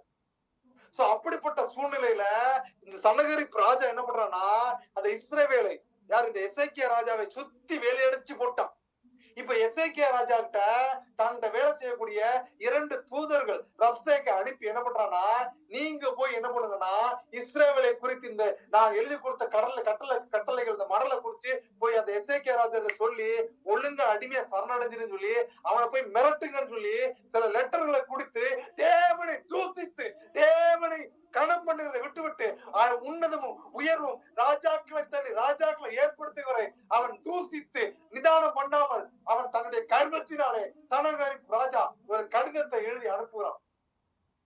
இந்த கடிதத்தை பார்த்த உடனே இந்த கடிதத்தை நடு தெருவுல நின்றுட்டு அந்த தூதர்கள் என்ன பண்றாங்கன்னா, இஸ்ரவேல் மக்களுக்கு முன்னதாக அவ்வளவு கேவலமா நம்முடைய ராஜாவை உன்னதமானவரை தூசிச்சு பேசுறாங்க. பேசிச்சுட்டு இந்த லெட்டரை கொண்டு போய் இதை அப்படியே கொண்டு போய் ராஜாட்ட கொடுத்து அவங்க கிளம்பிடுறாங்க. இப்ப எசேக்கியாவுக்கு அந்த ஸ்தானபதிகளுடைய லெட்டர் கையில வந்த உடனே ஹல்லேலூயா, இன்னைக்கு உலகத்தின் காரியத்துல போராட்டம், உபத்திரம், பிரச்சனைகள், நிம்மதியின்மை, அவன் இதை சொல்லிட்டானே, அந்த சத்தத்துக்கு உங்க செவியை சாய்க்காதீர்கள் தேவ பிள்ளைகள். ஹல்லேலூயா, ஸ்தோத்திரம். இவன் என்ன பண்ணானா, இந்த விஷயம் வந்த உடனே இவன் இந்த எசேக்கியா ராஜா எசேக்கியா எழுத புஸ்தகம் 2 ராஜாக்கள் 19ஆம் அதிகாரம் 14ஆம் வசனம் எடுத்துக்கொள்ளுங்க. எசேக்கியா ஸ்தானபதியின் கையிலிருந்து நிருபத்தை வாங்கி வாசித்த பின்பு அவன் கர்த்தரின் ஆலயத்துக்கு போய் அதை கர்த்தருக்கு முன்பாக விரித்து, தேவ பிள்ளைகளே, நமக்கு ஒரு பிரச்சனை வரும், நமக்கு ஒரு போராட்டம் வரும், நமக்கு ஒரு உபத்திரவம் வரும், நமக்கு ஒரு குலைச்சல் வரும்னா எனக்கு இவன் சப்போர்ட் பண்ணுவான், எனக்கு ஏன் சார்பு அவன் பேசுவான், ஓடாத, அவனை நம்பாத. நீங்கள் உங்கள் தலைகளையும் உங்கள் இருதயத்தையும் தேவனுக்கு நேராக திருப்புங்கள். இந்த ராஜா என்ன பண்ணான்னா, நேர ஆலயத்துக்கு போறான். ஒரு உபத்திரவம் வரும்போது எசேக்கியா ராஜா தேடி ஓடினது கர்த்தருடைய சந்நிதியை, கர்த்தருடைய ஆலயத்திற்கு போவோம் என்று சொன்ன போது நாங்கள் மகிழ்ச்சியா இருந்தோம் என்று தாவீது சொல்லுகிறான். நம்ம இன்னைக்கு ஆலயத்துக்கு போகணும், ஒரு பிரேயர் மீட்டிங் இங்க வரணும்னா ஒரு கஷ்டத்தோடு ஒரு உபத்திரவத்தோடு வாரோம். ஆனால் கர்த்தருடைய வார்த்தை நம்மை இங்கே தேற்றுகிறது, கர்த்தருடைய வார்த்தை இங்கே நம்மை புடம்பிடுகிறது தேவ பிள்ளைகளை. ஹல்லேலூயா. அவன் என்ன சொல்றான்னா, 15ஆம் அதிகாரத்துல கர்த்தர்ட்ட போய் பிரேயர் பண்ணும்போது, கேருபீன்கள் மத்தியில் வாசம் பண்ணுகிற இஸ்ரவேலின் தேவனாகிய கர்த்தாவே, நீர் ஒருவரே பூமியின் ராஜாக்களுக்கெல்லாம் தேவனானவர், நீர் வானத்தையும் பூமியையும் உண்டாக்கினவர். அவன் கர்த்தரை துதித்தான், அவன் கர்த்தரை மகிமைப்படுத்தினான், அவன் கர்த்தரை மென்மேலும் உயர்த்தி கொண்டே இருந்தான். அவனுடைய இக்கட்டு சூழ்நிலை, ஒரு பெரிய படை அவருடைய நாட்டை சுத்தி வந்துருச்சு, அவர்கள் போர் புரிந்தார்கள் என்றால் அவர்கள் முன்னாடி நிற்க முடியாது. அவங்க நிறைய தேசத்தை போர் புரிஞ்சு, நிறைய பட்டணத்தை போர் புரிஞ்சு அழிச்சு நிற்கிறவமாக்கி, அங்க இருக்கிற ராஜாவை, அங்க இருக்கிற மக்கள் சிறு குழந்தைகளை வெட்டி துண்டமாக்கி தங்களுடைய புய வளத்தினால முன்னேறி வந்துட்டாங்க. அவங்க இங்க வந்து இருக்கிறாங்க. அப்படிப்பட்ட ஒரு சூழ்நிலை தேவ பிள்ளைகளை, சாப்பாட்டுக்கு வழி இல்ல, சுத்தி இருக்கிற சூழ்நிலை எல்லாம் ஒரு மந்தமான சூழ்நிலை. அந்த சனகரிப் ராஜாவையும் அந்த அசிரிய ராஜாவுடைய படைக்கும் எதிராக நின்று ஜெயித்ததாக சரித்திரங்கள் இல்லைங்கிற ஒரு சூழ்நிலையில எசேக்கியா என்ன பண்றானா, அவன் கர்த்தரை துதித்தான். எவ்வளவு பெரிய இக்கட்டான சூழ்நிலை பாருங்க. இன்னைக்கு நமக்கு ஒரு சின்ன ஒரு கஷ்டம் வந்தவன, ஒரு சின்ன போராட்டம் வந்தவன, ஒரு சின்ன வலி வந்தவன, நமக்கு சில வலிகள் சில நோவுகள் தாங்கலன்னு, ஏன்பா இப்படி, எனக்கு ஏன் இந்த சோதனை, எனக்கு ஏன் இந்த போராட்டம்னு அங்கலாய்ப்பீர்கள் என்றால் இந்த வசனம் உங்களோட பேசும். இக்கட்டு உங்கள் தேவனை துதியுங்கள், உபத்திரவத்துல உங்க கர்த்தரை மகிமைப்படுத்துங்கள். அதனால் கர்த்தர் என்ன செய்தார் அப்படிங்கிறத இன்னைக்கு நம்ம இந்த வசனத்தின் மூலமா பார்க்க போகிறோம். அவன் 16ஆம் வசனம் சொல்றான், உமது செவியை சாய்த்து கொஞ்சம் கேளுப்பா. கர்த்தர் அவன் பிரேயர் பண்றான், கொஞ்சம் உங்க செவியை பார்த்து. 2 ராஜாக்கள் 19ஆம் அதிகாரம் 16ஆம் வசனம், கர்த்தாவே உமது செவியை சாய்த்து கேளும், கர்த்தாவே நீர் உமது கண்களை திறந்து பாரும். அந்த சனகரிப் ராஜா தேவனை நிந்திக்கும்படியாக சொல்லி இருக்கிற வார்த்தைகளை கேளும். இதோ அந்த லெட்டர் உங்களுக்கு முன்னாடியே விரிச்சு வச்சுட்டேன்ப்பா, உங்களுடைய ஆலயத்துல வந்து உட்கார்ந்து இருக்கேன். இன்னைக்கு நம்மள நிறைய பேர் சொல்றோம், என்னை இப்படி பேசி பேசிட்டாங்க, என்ன அப்படி பேசிட்டாங்க, என் இருதயம் துவண்டு போகுதுன்னா, தேவ பிள்ளைகளே, உங்கள் இருதயம் துவளாதபடியாய் நீங்கள் அவர் மேல் பாரத்தை வைத்து விடுங்கள். வசனம் நமக்கு அப்படித்தான் சொல்லுது, உங்கள் கவலைகளை எல்லாம் என் மேல் வைத்துக் கொடுங்கள், நான் அவரை ஏற்றுக்கொள்கிறேன். உங்கள் நிந்தனையை என் மேல் வைத்து விடுங்கள், நான் அவளை போக்குகிறேன். என்னை போல விடுவிக்க தேவன் ஒருவரும் இல்லை என்று வசனம் சொல்லுகிறது. ராஜா 19ஆம் அதிகாரம் 2 ராஜாக்கள் 2 ராஜாக்கள் 19ஆம் அதிகாரம் 17ஆம் வசனத்தை பாத்தீங்கன்னா அவன் சொல்றான், அசிரிய ராஜா அந்த ஜாதியில எல்லாம் அந்த தேசத்தை எல்லாம் நாசமாக்குனது இந்த லெட்டர்ல எழுதி எல்லாம் உண்மைதான். ஏன்னா அந்த ராஜாக்கள்லாம் அந்த கடவுள்கள் கடவுள் கிடையாது. அவங்களுடைய தேவர்களை நெருப்பிலே போட்டு விட்டது மெய்தான். அவங்க கும்பிடுற அந்த விக்கிரங்கள் எல்லாம் நெருப்புல போட்டு எரிச்சிட்டான். அந்த மனுஷர் எல்லாம் கொன்னுட்டான். ஏன்னா அது வெறும் கல்லும் மண்ணும் தான், அது வேற எதுவுமே கிடையாது. ஆனால் ஸ்தோத்திரம், 2 ராஜாக்கள் 19:19 சொல்லுது. The number is very fancy. நம்ம சிலருக்கு fancy numbers பிடிக்கும். 2 King chapter 19 verse 19 நோட் எழுதி வைத்துக் கொள்ளுங்க. இப்போதும் எங்கள் தேவனாகிய கர்த்தாவே, நீர் ஒருவரே தேவனாகிய கர்த்தர் என்று பூமியின் ராஜாக்கள் எல்லாம் அறியும்படிக்கு எங்களை அவன் கைக்கு நீங்களாக்கி ரட்சிக்கும் என்று விண்ணப்பம் பண்ணினார். தேவ பிள்ளைகளே, இது உங்களுக்காக கொடுக்கப்படுகிற வாக்கு தத்தமா இருக்கிறது. ரட்சிக்கும்படியாக அவருடைய கரம் குறுகவே இல்லை. உங்களை உயர்த்தும்படியாக சத்துருவின் சதி ஆலோசனைக்கும் மரண கட்டுகளுக்கும் பிசாசின் சூழ்நிலைகளுக்கும் தப்பும்படியாக கர்த்தருடைய வார்த்தை இதோ வருகிறது. 2 ராஜாக்கள் 19:19 ஹல்லேலூயா. எசேக்கியாவின் ஜெபத்தை பற்றிக் கொள்ளுங்க. எங்கள் தேவனாகிய கர்த்தாவே, நீர் ஒருவரே தேவனாகிய கர்த்தர் என்று பூமியின் ராஜாக்கள் எல்லாம் அறியும்படிக்கு. இந்த பூமியின் ராஜாக்கள் நம்மளை சுத்தி இருக்கிறவங்க, நம்மளை சார்ந்து இருக்கிறவங்க, நமக்கு விரோதமா பேசுறவங்க எல்லாருடைய கண்களும் அறியும்படிக்கு எங்களை அவருடைய கண்களுக்கு முன்பதாக நீர் ரட்சித்து எங்களை நீர் உயர்த்தும். மனுஷன் கிடையாது, அவன் கிடையாது, இவன் கிடையாது, எங்களை உயர்த்துகிறவர் நீர், எங்களை மேன்மேலும் பலப்பட செய்ய போகிறவர் நீர் என்கிற ஒரு விசுவாசத்தோடு ஓட வேண்டும். ஹல்லேலூயா.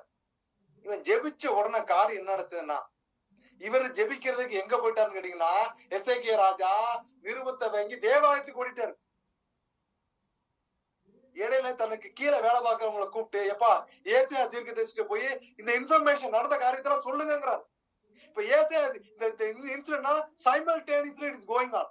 அது சைமல்டேனியஸ்னா ஒரு பக்கம் அதே நேரத்துல இந்த எசேக்கியா தீர்க்கதரிசி என்ன பண்றான்னா, தேவ சந்நிதியில உட்கார்ந்து அழுது ஜெபம் பண்ணிட்டு இருக்கான். ஜெபம் பண்ணிட்டு இருக்க வேலையில 2 தன்னுடைய சோல்ஜர்ஸ் 2 பிரபுக்களை அனுப்பி, நீங்க என்ன பண்ணா ஏசாயா தீர்க்கதரிசியை போய் பாருங்கன்னு 2 பேரை இங்கிட்டு அனுப்பி விட்டுட்டான். இவன் அங்க ஜெபிச்சுக்கிட்டு இருக்கிற வேலையில இவர்கள் இந்த எசேக்கியா தீர்க்கதரிசியை வந்து சந்திக்கிற வேலையில, இப்ப எசேக்கியா தீர்க்கதரிசி சொல்றான் எசேக்கியாவுக்காக. 2 ராஜாக்கள் 19:6 சொல்லுது, அப்பொழுது ஏசாயா அவர்களை நோக்கி, அசிரியா ராஜாவின் ஊழியக்காரர் என்னை தூசித்ததும் நீர் கேட்டதுமான வார்த்தையினாலே பயப்படாதையும். இப்போ அவன் ஜெபிச்சுக்கிட்டு இருக்க வேலையில இங்க ஏசாயா தீர்க்கதரிசியின் மூலமாக கர்த்தர் சில வார்த்தைகளை அவருடைய சீசர்களுக்கு, அவருடைய சீடர்களுக்கு, அவனுக்கு கீழே பணிபுரியவர்களுக்கு சொல்லி அனுப்புறார். நீ பயப்படாத, இதோ கர்த்தருடைய வார்த்தை சொல்லுகிறது, அவன் தூசிச்சுட்டான், அவன் உன்னை கெடுத்துட்டான், அவன் நீ இப்படி ஆயிடுவான்னு சொல்லிட்டானா, நீ பயப்படாத, நீ திகையாத, அவங்க வார்த்தை ஒன்னும் செய்யாது, அது பலிக்காது. நீ தேவனுடைய பிள்ளை, உன்னை நான் அங்கீகரித்திருக்கிறேன்னு ஏசாயா தீர்க்கதரிசி மூலமாக எசேக்கியாவுக்கு உண்டான வார்த்தை இதோ நமக்காய் வருகிறது. நாம் சிலருடைய வார்த்தைகளை கண்டு சிலருடைய வார்த்தைகளினாலே கலங்க வேண்டாம், திகைய வேண்டாம், அது வெறும் வார்த்தைகளை. ஹல்லேலூயா. இப்ப 7ஆம் வசனத்துல ஏசாயா தீர்க்கதரிசி எசேக்கியாவுக்காக சொல்ல இருக்கிறான், இதோ அவன் ஒரு செய்தியை கேட்டு தன் தேசத்துக்கு திரும்புவதற்கான ஆவியை நான் அவனுக்குள்ளே அனுப்பி அவனை அவன் தேசத்திலே பட்டயத்தால் விழப்பண்ணுவேன் என்று கர்த்தர் உரைக்கிறார் என்பதை உங்கள் ஆண்டவரிடத்தில் சொல்லுங்கள் என்று சொல்லி அனுப்பினார். இதோ கர்த்தருடைய வார்த்தை சொல்கிறது, உன் தேசத்திற்கு திரும்பி போகும்படியாக உனக்கு விரோதமாய் பேசுகிற மக்களுடைய காரியத்தை அழிக்கும்படியாக அவர்களுக்குள்ளதாக சிலர் கூடிக்கொண்டிருக்கிறார், சிலர் ஒருவரோடு கூடிக்கொண்டிருக்கிறார். இதோ வார்த்தை கடந்து வருகிற தேவ பிள்ளைகளை அவங்க ஒன்னா இருக்காங்க, அவங்க சேர்ந்து இருக்காங்க. அவனுக்கு அவங்களை என்னால ஒண்ணு செய்ய முடியாதா? கர்த்தருடைய வார்த்தை சொல்கிறது, அவர்களுக்குள்ளதாக சில ஆவியை அனுப்ப போற, அவர்களுக்கு விரோதமாகவே எழும்பி ஒண்ணுமில்லாம போக போறாங்க. நீ சும்மா இருந்து, நீ தேவனுடைய மனுஷா, தேவனுடைய மனுஷி, உனக்காய் கர்த்தர் யுத்தம் செய்கிறதை நீ காண போகிறார். நீங்கள் காண போகிறீர்கள். உங்களுக்கு விரோதமாக வேலை ஸ்தலத்துல கூடுங்க. அவர்களுக்குள்ளாக சில பிரச்சனைகளை உண்டாக்கும்படியாக தேவ வார்த்தை, தேவ ஆவி இதோ எழும்பி புறப்பட்டு வருகிறது. விசுவாசிக்கிற நீங்கள் பெற்றுக் கொள்ளுங்க. ஹல்லேலூயா, ஸ்தோத்திரம். இப்போ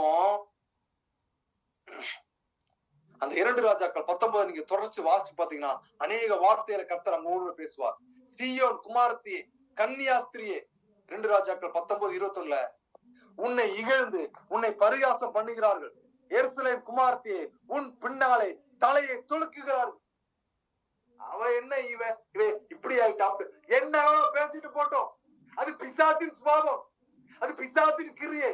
அவர்களுக்குள்ள அந்நிய ஆவி இருக்குது, அது அப்படித்தான் செய்யும். தேவ பிள்ளையே, நமக்குள்ளதாய் நம்முடைய தேவன் ஜீவிக்கிறார். அவர் ஜீவனுள்ள தேவன். அவர்களை போல் நாம் ஜீவிப்பதல்ல, அவர்களுக்காய் ஜெபிக்க வேண்டியது நம்முடைய தேவன் நமக்கு சொல்லி கொடுத்த ஜெபமா இருக்கிறது. உன்னை தூற்றுவதற்காக ஜெபம் பண்ணு, உன்னை அசிங்கப்படுவதற்காக நீ ஜெபம் பண்ணு, அவர்கள் ரட்சிப்புக்காக ஜெபம் பண்ணு, அவர்களை அழைக்கும்படியாக ஜெபம் பண்ணு. ஏன்னா நாம் நம்முடைய ஜீவிதம், நம்முடைய விஷயங்கள் ஒரு பாவத்துக்குள்ள, பாவ கட்டுக்குள்ள, பிசாசின் கிரியைகளை நம்ம அலைஞ்சு திரிஞ்சுக்கிட்டு அழுக்கும் கந்தகமும் கேடுமா இருக்கிற வேலையில நம்மை அள்ளி அரவணைத்து தன்னுடைய சொந்த குமாரனை போல பரிமள தைலத்தை ஊற்றி ரட்சிப்பின் ஆவியை கொடுத்து நம்மளை நடத்தின தேவனை போல நாமும் சில சரீர ரீதிகளிலே சில கோபங்கள், எரிச்சல் வந்தாலும் நாம் தேவனை பிரதிபலிப்பது முக்கியமா இருக்கிறது. தேவ பிள்ளைகளை 2 ராஜாக்கள் 19:22 சொல்றாரு, யாரை நிந்தித்து தூசித்தாய், யாருக்கு விரோதமாய் உன் சத்தத்தை உயர்த்தினாய், நீ இஸ்ரவேலின் பரிசுத்தத்திற்கு விரோதமாய் அல்லவா உன் கண்களை மேட்டிமையாய் ஏறெடுத்தாய். உங்களுக்கு விரோதமா அவன் பேசுறானா, அவன் எதிர்த்து பேசுறானா, மேட்டிமையா அவன் பெருமையை பேசுறானா, பேசிட்டு போட்டோம், விட்டு அவனை நான் பார்த்துக் கொள்கிறேன். கர்த்தருடைய வார்த்தை சொல்கிறது, உங்களுக்கு அல்ல, அவன் உங்களோட அல்ல, அவன் என்னோடு போராடுகிறான். உன்னை உண்டாக்கின, உன்னை சிருஷ்டித்த பிதாவாக தேவனோடு அவன் போராடுகிறான். தேவனோடு எதிர்த்து நின்று வெற்றி பெற்றதாய் சரித்திரத்துல எங்குமே எழுதப்படவில்லை.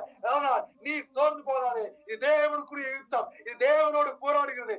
நீங்கள் உங்கள் சபத்தை கூட்டுங்க, நீங்கள் உங்கள் தெய்வீக அன்பை உணர்த்தும்படியாக, உங்களுடைய ஆவி பெருகும்படியாக தேவ வசனத்தை பற்றி கொண்டிரு தேவ பிள்ளை. ஹல்லேலூயா.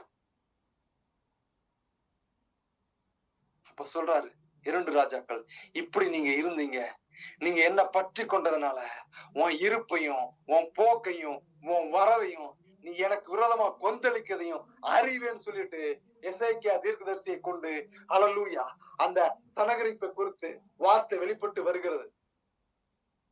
அவனை எப்படி நான் அவன் நாட்டுக்கு அனுப்புங்கிற ஒரு வசனத்தையும் கர்த்தர் கொடுத்திருந்தார்.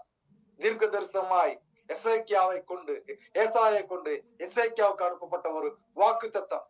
நீ எனக்கு விரோதமாய் கொந்தளித்து வீரியம் பேசினது என் செவிகளில் ஏறினபடினால், தேவ பிள்ளைகளே, உங்களுக்கு விரோதமா என்ன வேணா பேசட்டும், எப்படி வேணா கொந்தளிக்கட்டும், உங்க காதுகள் கேட்கும். கர்த்தர் சும்மாவா இருக்காருன்னா சும்மா இல்ல தேவ பிள்ளையே. அவன் ஆட விட்டு அடிக்கிறவர் நம்முடைய தேவன். ஹல்லேலூயா, ஸ்தோத்திரம். ஒரு சின்ன இன்சிடென்ட் கர்த்தர் சொல்றாரு.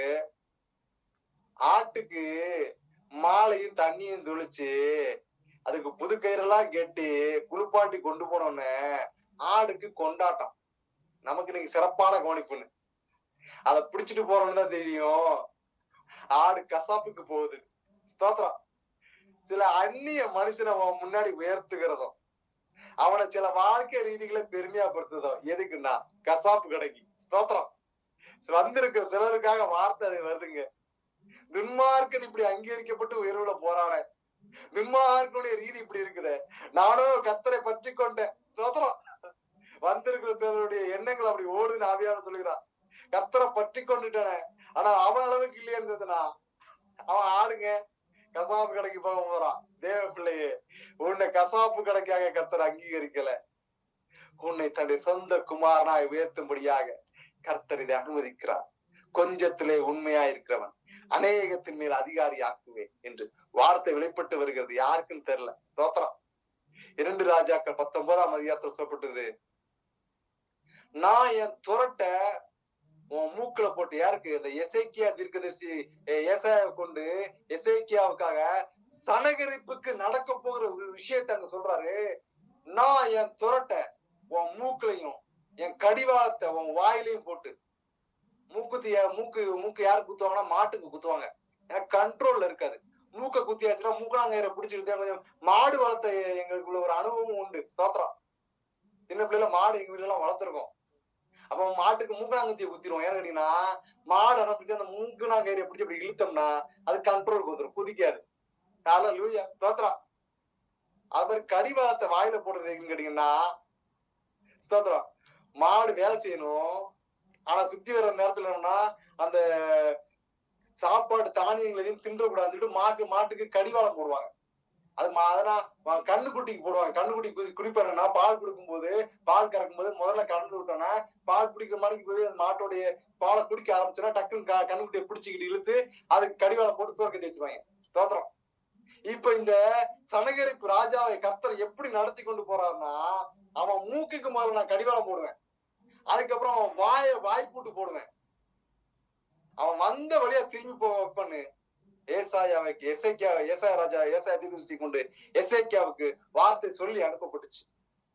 அதுக்கு அடையாளம் என்ன நினைச்சேன்னா, இந்த வருஷத்துல பயிரிடுகிறதையும் 2ஆம் வருஷத்துல தானா விளைகிறதையும் சாப்பிடுவீங்க, ஆனா 3ஆவது வருஷத்துல விதைச்சு அரிச்சு திராட்சை தோட்டங்களை நாட்டி அவர்களின் கனிகளை புசிப்பீர்கள், செழிப்பா இருப்பீர்கள்.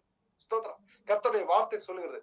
சிலருக்காய் வருகிறது 2 நாட்களா 2 ஆண்டுகளா போராட்டத்தின் மேல போராட்டம், 2 மாதங்களா சில காரங்கள்ல எங்களுக்கு உபத்திரவத்தின் மேல உபத்திரவம், சரியான வழி வாசல்கள் இல்லைன்னா வார்த்தை உங்களுக்காய் வருகிறது. மூன்றாவது தருணத்துல 2 வருஷம் 2 மாசம் என்ன கடந்து போனாலும் கர்த்தருடைய வார்த்தை சொல்றது 1 இல்ல 2 இல்ல 3வது நான் உங்களை அங்கீகரிக்கும்படியாக கர்த்தருடைய வார்த்தை வருகிறது.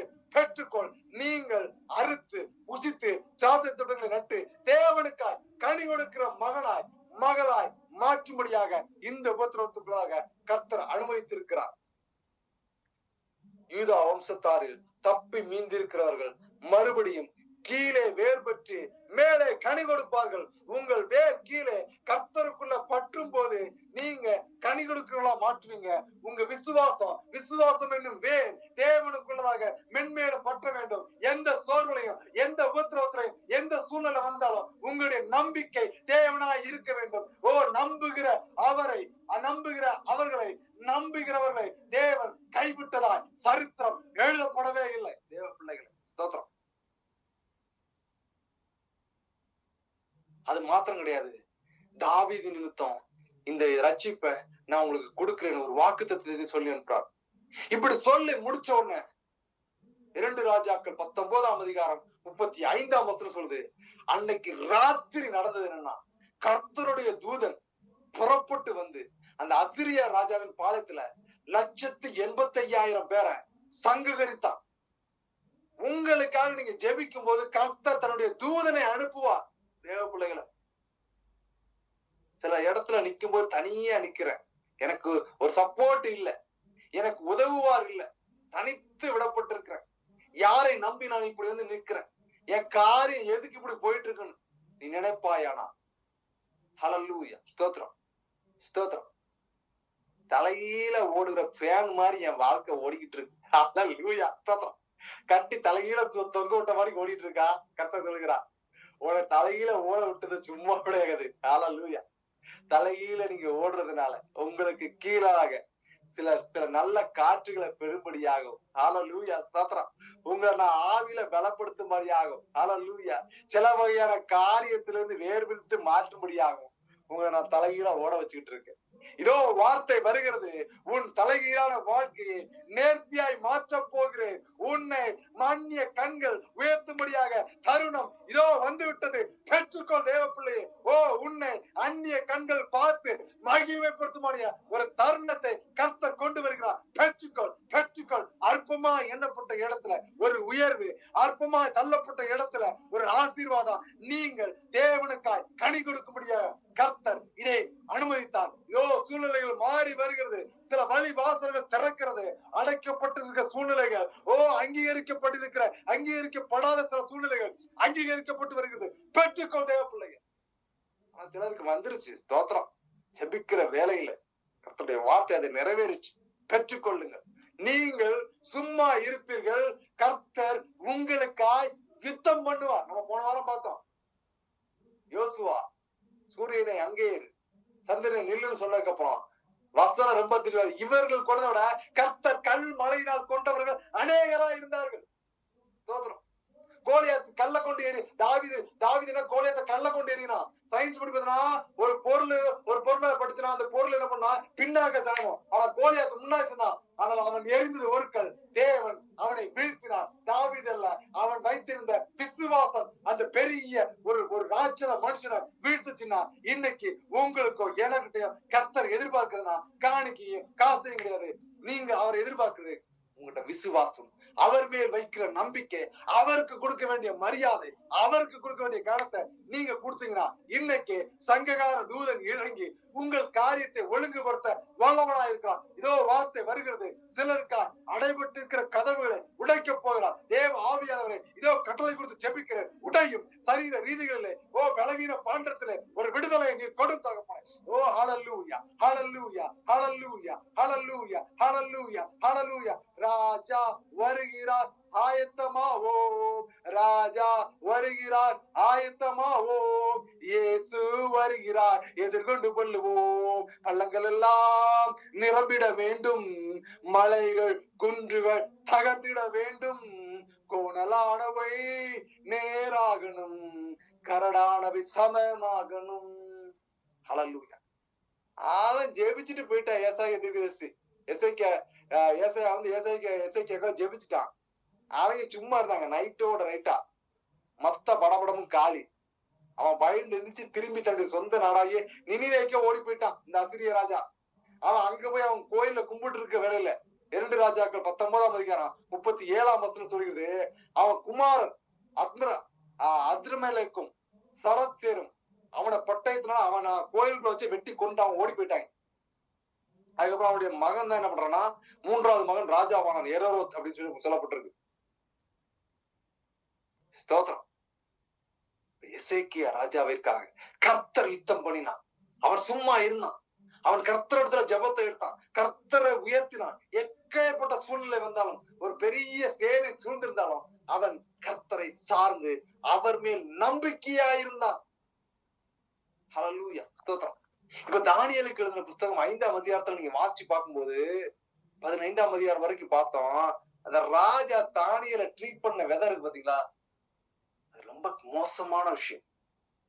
ரொம்ப கேவலமா ட்ரீட் பண்றான். அப்படித்தானே? ஸ்தோத்திரம். நீ அடிமை தானே. உங்களை நாங்க எங்க அப்பா இஸ்ரவேல் தானே பிடிச்சிட்டு வந்தான். உன்கிட்ட ஏதோ ஒரு ஆவி இருக்காம்ல, அந்த ஆவியை வச்சு நீ என்ன எல்லாத்தையும் சொல்லிருவியாம்ல. அப்படி சொல்லிட்டு அவன் வந்து இந்த ராஜ்யத்துக்கு 3வது பதவியா வைக்கிறேன்னு சொல்லிட்டு அவன் தன் பெருமையும் தன்னுடைய தலக்கணத்தையும் குறித்து பேசிக்கிட்டு இருக்கான். தானியேல் 5:16 சொல்லுது, பொருளை வெளிப்படுத்தவும் கருகலானவை தெளிவிக்கவும் உன்னாலே கூடும் என்று உன்னை குறித்து கேள்விப்பட்டேன். இப்போதும் நீ இந்த எழுத்தை வாசிச்சு அது அர்த்தத்தை எனக்கு சொல்லிட்டேன்னா உனக்கு என்ன பண்ணும்னா, ரத்தாம்பரம் கழுத்திலே பொற்பணியும் தரிக்கப்பட்டு ராஜ்யத்துல 3வது பதவியா இருப்பன்னு அவன் சொல்லி முடிக்கிறான். அப்போ தேவ மனுஷன் தானியேலு ராஜாவுக்கு கொடுத்த பதில் இருக்கு பாத்தீங்களா, that's a different thing. It's amazing. அவ்வளவு சூப்பரான ஒரு வார்த்தையை சொல்றான். என்ன சொல்றான்னா, தானியேல் 5:17 வாசித்து பாருங்க. அப்பொழுது தானியேல் ராஜ சமூகத்தில் பிரதித்திரமாக, உம்முடைய வெகுமானங்கள் உம்மிடத்துல இருக்கட்டும், உம்முடைய பரிசுகளை வேறொருவருக்கு கொடும். நான் இந்த எழுத்து இந்த விஷயத்தை சும்மாவே வாசிக்கிறேன். உனக்கு போய நீ என்ன அடிமை அப்படி இப்படியா பேசுற, உன் பதவி பட்டா இதெல்லாம் எனக்கு வேண்டாம், உனக்கு ஃப்ரீயா வாசித்தர போ அப்படி சொல்லிட்டு இவர் தேவனுடைய சாயல்ல இருக்கிற மனுஷன் அந்த பெருமையை பேசினவனுக்கு பதில் கொடுத்த விதம் சிறப்பானதா இருந்துச்சு. 18ஆம் வசனத்தை சொல்லுது, ராஜாவே, உன்னதமான தேவன் உம்முடைய பிதாவாகிய நேபுகாத்நேச்சர் ராஜ்யத்தையும் மகத்துவத்தையும் கனத்தையும் மகிமையும் கொடுத்தார். உங்க அப்பனுக்கு கொடுத்தது எல்லாமே ஏன் கர்த்தர் கொடுத்தது, உங்க அப்பா சித்தம் கிடையாது. அப்ப அதெல்லாம் கொடுத்ததுக்கு அப்புறமா உங்க அப்பா என்ன பண்ணான்னா சகல ஜனங்களுக்கும் ஜாதியாருக்கும் பாசைக்காரருக்கும் அவருக்கு முன்பாக நடுங்கி போயிருந்த அப்ப முன்னாடி எந்த நாட்டுக்காரன் எந்த படைவர் எல்லாமே நடுங்கி போயிருந்தாங்க. அவன் என்ன பண்ணுவான்னா அந்த 19 தானியேலுக்கு புத்தகம் 5ஆம் அதிகாரம் 19ஆம் வசனம் சொல்லிருக்கு, அவர் தமக்கு சித்தமானவனை கொண்டு போடுறது. ஏன்னா தானியேல் அவங்க அப்பா நேபுகாத்நேச்சரை பத்தி அவனுடைய மகன் பெல்சாத்சார்ட்ட சொல்றான், அவர் தமக்கு சித்தமானவனை கொன்று போடுவார், தமக்கு சித்தமானவனை உயிரோட வைப்பார், தமக்கு சித்தமானவனை உயர்த்துவார், தமக்கு சித்தமானவனை தாழ்த்துவார். எல்லாமே அவரால் முடியும். அவருடைய இருதயம் மேட்டிமையாகி, ஜாக்கிரதையா இருந்து கர்த்தர் என்னத்தை செஞ்சாலும் போன் விட்டுருவார். என்னைக்கு இருதயம் மேட்டிமையாகுதோ, என்னைக்கும் உன் இருதயம் கொழுப்பாகுதோ, என்னைக்கும் உன் இருதயத்துல நாங்க யார் தெரியுமா, நாங்க எப்படி தெரியுமா, எங்க பெருமை எப்படி தெரியுமா, உன் இருதயம் மேட்டிமையாச்சுன்னா ஒற்றே அடிதான். அது எவனா இருக்கட்டும். ஹல்லேலூயா, ஸ்தோத்திரம். எவ்வளவு பெரிய பதவியில இருக்கட்டும், இருதயம் மட்டும் மேட்டிமையாச்சுன்னா அன்னைக்கு அடி உண்டு. அவருடைய வசனம் சொல்லுது, தானியேல் 5ஆம் அதிகாரம் 20ஆம் வசனம், அவருடைய இருதயம் மேட்டிமையாகி அவருடைய ஆவி கர்ப்பத்தினாலே கடினப்பட்டது. இருதயம் மேட்டிமையாச்சுன்னா ஆவிக்கு ஒரு ஹெட்வெயிட் வந்துடும். அவர் சிங்காசனத்திலிருந்து தள்ளப்பட்டார். அவன் எதற்காக இந்த இருதயம் மேட்டிமையாச்சுன்னு கேட்டீங்கன்னா, வசனம் ரொம்ப தெளிவா சொல்லுது, அவன் அந்த பாபிலோன் நகரத்தை கெட்டிட்டு இருக்கவனில நான் கட்டின மகாபெரிய பாபிலோனு தன்னுடைய பெருமையை குறித்து தன்னுடைய நாட்டை குறித்து நான் தான் எல்லாம் நினைச்சிட்டு அவன் தன்னை உயர்த்தும் போது அதுதாங்க மனமேட்டிமை, அதுதாங்க பெருமை. அந்த பெருமை வந்தவன் அவன் தள்ளப்பட்டான். ராஜ்யபாரம் அவனை விட்டு போயிடுச்சு. மிருகத்தோட சுற்றிட்டு இருந்தான், காட்டு கழுதிகளோடு சஞ்சரிச்சு இருந்தான். இது எல்லாத்தையும் என்ன பண்றான், நடந்த சம்பவம். அவன் மகன் யாரு, பெல்சாத்சார்ட்ட நம்முடைய தானியேல் தேவ மனுஷன் திரும்ப எச்சரிக்காரு, உங்க அப்பா இதெல்லாம் செஞ்சான், இப்படி எல்லாம் மாடு மாதிரி அலைஞ்சான், நீ என்ன அடிமையான்னு சொன்ன, எல்லாம் உண்மைதான், எல்லாம் ஓகேதான். என் தேவன் அதை ஒப்பு கொடுத்தார், எங்களை ஒப்பு கொடுத்தாலும் எங்கள் தேவன் அப்படி விடவே இல்லை, எங்களை மென்மேலும் ஆசீர்வதித்து வருகிறார் என்று சாட்சியா சொல்லும்படி. உங்க அப்பா மாடு மாதிரி அலைஞ்சிட்டு இருந்தான்டா, மாட்டோட புல்ல மேஞ்சிட்டு இருந்தான்டா, அவன் சரீரம் எல்லாம் நனைஞ்சு போயிருச்சு, அவன் மாட்டோட சுத்திட்டு இருக்க வேலையில. தானியேல் 5:22 சொல்லப்பட்டிருக்கு, அவருடைய குமாரனாகிய பெல்சாஸ்தார் என்னும் நீரோ என்றால் இதையெல்லாம் அறிந்திருந்தும் உமது இருதயத்தை தாழ்த்தாமல். தேவ பிள்ளைகளை எல்லாத்தையும் நம்ம அறிஞ்சு வச்சிருக்கிறோம். கர்த்தருக்கு கொடுக்க வேண்டிய கனம் என்னது, அவருக்கு கொடுக்க வேண்டிய மரியாதை என்னது, அவருக்கு தான் முதலிடம்னு வேதத்தை படிச்சு எல்லாம் தெரிஞ்சிருந்தாலும் நமக்கு ஒரு சின்ன ஒரு நம்பிக்கை, எனக்கு இவங்க செஞ்சிருவாங்கல்ல, எனக்கு அவங்க செஞ்சிருவாங்கல்ல. ஸ்தோத்திரம்.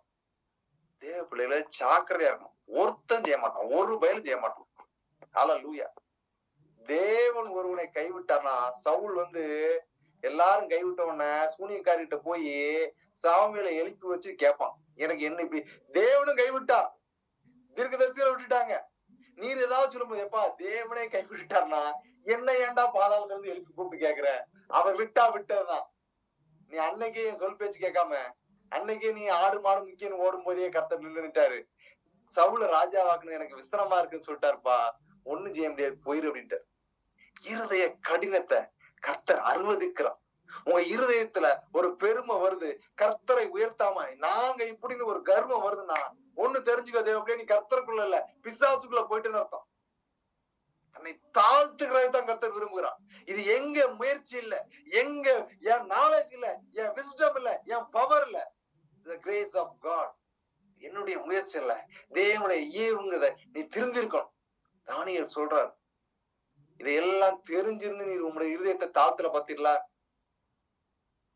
பரலோகத்து 23 சொல்றான் திரும்பியும், தானியேலுக்கு ரகசியங்களை வெளிப்படுத்தக்கூடிய ஒரு ஆவி கொடுக்கப்பட்டிருந்துச்சு.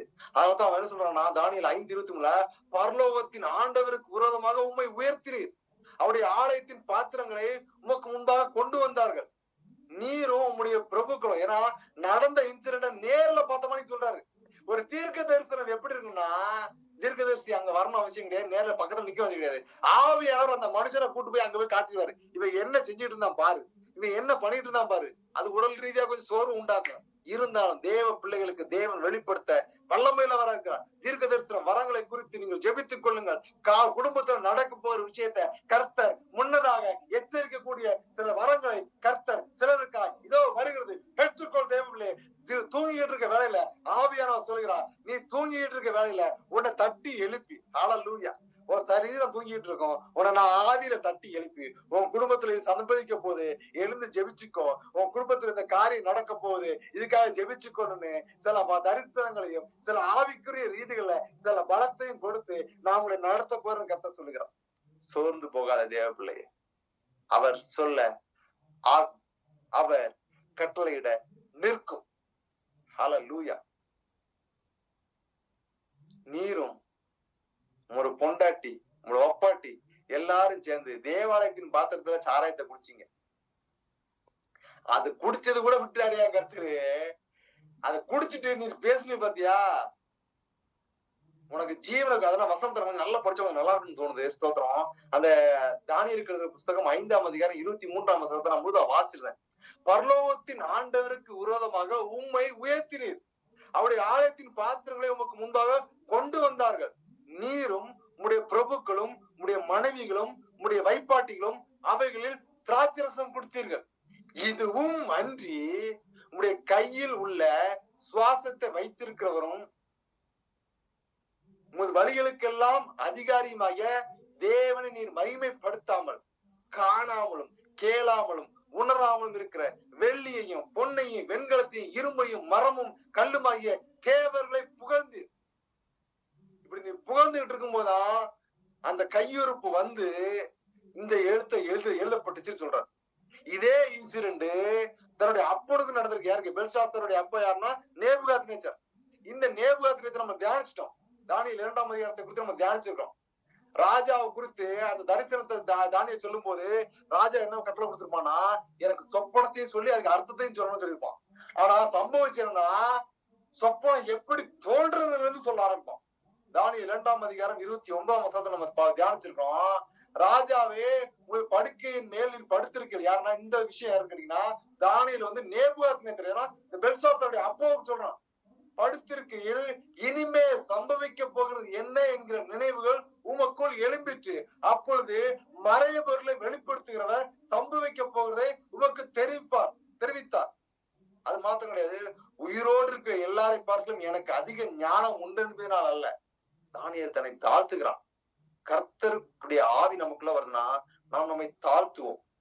கர்த்தர் நமக்குள்ள வாசம் செய்கிறார்னா நம்ம பெருமையை பேச மாட்டோம். கர்த்தர் நம்மளோட இடைப்பட்டு இருக்காருன்னா உலகத்தின் காரியத்திலையும் உலகத்தின் விஷயத்திலையும் உலகத்தின் பெருமையை குறித்து நம்ம கவலைப்பட வேண்டிய அவசியம் இருக்காது. ஏன்னா அவர் எனக்குள் இருக்கிறார். இதுவே சிறந்த பொக்கிஷம், இதை விட சிறந்த பொக்கிஷம் எதுவுமே இல்லை. ஒருத்தனை தாழ்த்தினான். அர்த்தம் ராஜாவுக்கு தெரிய வரவும் உடைய இருதயத்தின் நினைவுகளை நீர் அறியவும் இந்த மறைபொருள் எனக்கு வெளிப்பட்டதுன்னா, இதே மாதிரிதான் என்ன பண்றோம்னா, அந்த நடந்த சம்பவத்தை எப்படி நடந்ததுங்கிறதை சொல்லிட்டு அதுக்கப்புறமா எழுதப்பட்ட எழுத்தையும் தானியேல் அந்த ராஜாவுக்கு பெல்ஷாத்சாருக்கு படிச்சு காக்குறான். தானியேல் 5ஆம் அதிகாரம் 25ஆம் வசனம். எழுதப்பட்ட எழுத்து என்னவென்றால், இவன் போய் எழுத்த பார்க்கவே இல்லைன்னு ஸ்தோத்திரம். இங்க எழுத நின்றுட்டே சொல்றான். எழுதப்பட்ட எழுத்து என்னவென்றால் மேனே மேனே தெக்கேல் உப்பாசின் என்பதே. இந்த வசனத்தின் அர்த்தமாவது, மேனே என்பதற்கு தேவன் உன் ராஜ்யத்தை மட்டிட்டு அதற்கு முடிவு உண்டாக்கினார் என்றும், தெக்கேல் என்பதற்கு நீ தராசில நிறுக்கப்பட்டு குறைய காணப்பட்டாய் என்றும், பேரேஸ் என்பதற்கு ராஜ்யம் பிரிக்கப்பட்டு மேதியருக்கும் பெர்சியருக்கும் கொடுக்கப்பட்டது என்றும் அர்த்தமானா. இதை சொன்ன உடனே ராஜா எழுந்து வந்து, எப்பா நீ எல்லாத்தையும் கரெக்டா சொல்லிட்ட, உன நான் உயர்த்துறேன் அப்படி இப்படின்னு சொல்லிட்டு இருக்க வேலையில அன்னைக்கு ராத்திரியே ஒரு தீர்க்கதரிசியோட வாயிலிருந்து அர்த்தம் வெளிப்பட்டு காரியம் சொல்லப்பட்ட உடனே தானியேல் 5:30 சொல்லுது, அன்று ராத்திரியிலே கல்தேரின் ராஜாவாகிய பெல்ஷாத்சார் கொலை செய்யப்பட்டார். அந்த இடத்துல மேதியர் தரியு ராஜா தன்னுடைய 62ஆம் வயசுல ராஜாவானான். ஹல்லேலூயா, ஸ்தோத்திரம். ஒரு மனுஷனுடைய வீழ்ச்சிக்கு காரணம் என்னன்னு கேட்டீங்கன்னா அவனுடைய பெருமை. நாங்க யார் தெரியுமா, எங்க குடும்பம் எப்படி தெரியுமா, நாங்க எப்படிப்பட்டவர்கள் என்று தெரியுமான்னு தன்னுடைய குடும்ப காரியத்தை குறித்து பெருமையா பேசுவானா, ஐயோ நாம் உயர்த்த வேண்டியது, நாம் கனப்படுத்த வேண்டியது, நாம் மரியாதையை கொடுக்க வேண்டியது தேவன் ஒருவருக்கு, வேற யாருக்கும் கிடையாது. ஹல்லேலூயா, ஸ்தோத்திரம். ஜெபிச்சு முடிக்க போகிறோம். இன்னைக்கு வசனத்துல கர்த்தர் நம்மளோட பேசி இருப்பான்னு நினைக்கிறேன். பெருமை உள்ளவருக்கு தேவன் எதிர்த்து நிற்கிறார், தாழ்மை உள்ளவருக்கோ அவர் கிருபை அளிக்கிறார். பெருமையை பேசுகிற எந்த நாவையும் கர்த்தர் அறுத்தெறிவார்.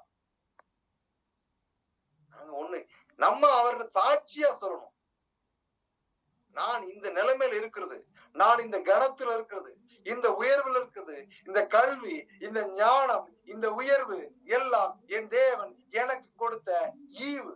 இவங்க பிச்சைங்க, எனக்கு என் தேவன் போட்ட பிச்சை. That's not my grace, that's not my knowledge, that's not my wisdom, that's not my effort. It's the grace of God. அவர் எனக்கு கொடுத்த ஈவு. அவர் என் மேல் பாராட்டின அன்புக்கு நான் என்ன செய்வேன்? ஹல்லேலூயா, ஸ்தோத்திரம். இதோ புஸ்தகங்கள் திறக்கப்படுகிறது. ஆவியானவர் காண்பிக்கிறார்.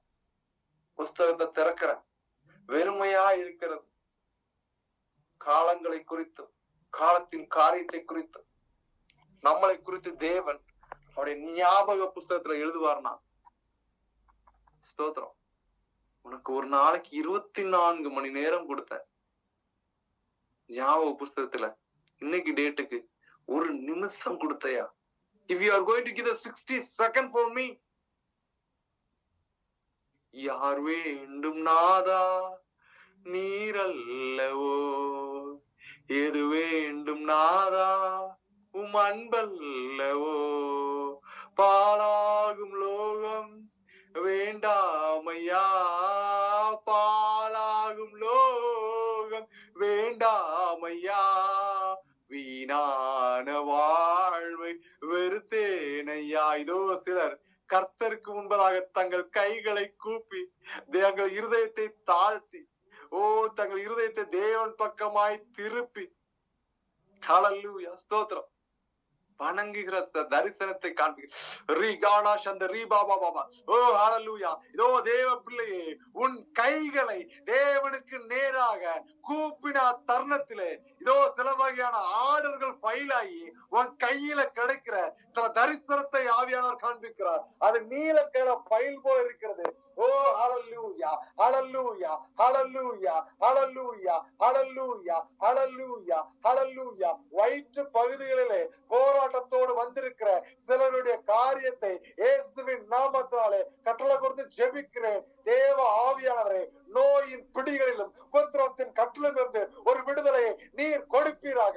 ஓ ஹல்லேலூயா, ஹல்லேலூயா, ஹல்லேலூயா, ஹல்லேலூயா, ஹல்லேலூயா, ஹல்லேலூயா, ஹல்லேலூயா. ஓ ஸ்தோத்திரம். ஓ கற்பத்தை கொடுத்தவர், ஓ உற்பவிக்க செய்தவர், அதை பிரசவியாமல் இருப்பாரோ, காரியம் எப்படி ஆகுமோ, இது எப்படி சம்பவிக்குமோ என்று நீ நினைக்கிற தருணத்திலே ஓ கற்பத்திலே உருவாக்க செய்தவன், ஓ நான் அதை பிரசவியாமல் இருப்போனோ, திகையாதே, கலங்காதோ, காரியத்தை நான் நடத்துவேன். ஹல்லேலூயா, ஸ்தோத்திரம், ஸ்தோத்திரம், ஸ்தோத்திரம், ஸ்தோத்திரம், ஸ்தோத்திரம், ஸ்தோத்திரம். நகற்ற முடியாம பெரிய கல்லு மாதிரி குடும்பத்து பாரத்தை சுமந்து கொண்டு அதனுடைய காரியம் வெளிப்படாதபடியாய், அதனுடைய காரியம் முடிவுக்கு வராததாய் ஓ உபத்திரவப்பட்டு கொண்டிருக்கிற ஓ சிலருக்காய் வார்த்தை இறங்கி வருகிறது. ஓ ஹல்லேலூயா. நம்ம எவ்வளவோ கலட்டி பார்த்துட்டோம், ஸ்தோத்திரம், கலட்டி பார்த்துட்டோம், மாட்டி பார்த்துட்டோம், என்னென்ன ட்ரிக்ஸ் அகாஜுகா எல்லாம் பண்ணி பார்த்துட்டோம், ஸ்தோத்திரம். காரியம் கைகூடி வரல, ஸ்தோத்திரம், ஹல்லேலூயா, ஸ்தோத்திரம். கர்த்தர் சொல்லுகிறார், ஹல்லேலூயா, ஸ்தோத்திரம், நீ எவ்வளவு கலட்டி பண்ணாலும் வராது, ஸ்தோத்திரம். கர்த்தர் சொல்லுகிறார், உன் பாரங்களை என் மேல் வைத்து விடு, நான் எல்லாவற்றையும் எடுத்துக்கொள்கிறேன் என்கிற ஒரு தரிசனத்தை கொடுக்கிறார். இன்னும் உன் முயற்சியில எவ்வளவு தூரம் திக்கி தக்கி முக்கிக்கிட்டு இருப்ப, வேண்டாம், உன் முயற்சி வேண்டாம், உன் நம்பிக்கை, உன் இருதயம் உன் கர்த்தர்ட்ட சார்ந்தது. அவரை நாம் சம்பி இருக்கிற வேலையில, அவரை சார்ந்து இருக்கிற வேலையில அவர் காரியத்தை புதிதாக்க வல்லமையுள்ளவரா இருக்கிறார். வல்லமையுள்ளவர், மகிமையான காரியத்தை செய்ய போகிறார். ஓ வல்லமையுள்ளவர் மகிமையான காரியத்தை நடத்த போகிறார். ஓ ஹல்லேலூயா, ஹல்லேலூயா, ஹல்லேலூயா, ஹல்லேலூயா, ஹல்லேலூயா, ஹல்லேலூயா. பிதாவே உம்முடைய ரத்தத்தை தெளிக்கிறேன் தகப்பனே. ஓ வார்த்தைகள் உயிர்ப்பிக்கட்டும், வார்த்தைகள் ஜீவன் பெறட்டும், வார்த்தைகள் மனுஷனை சுத்திகரிக்கட்டும்.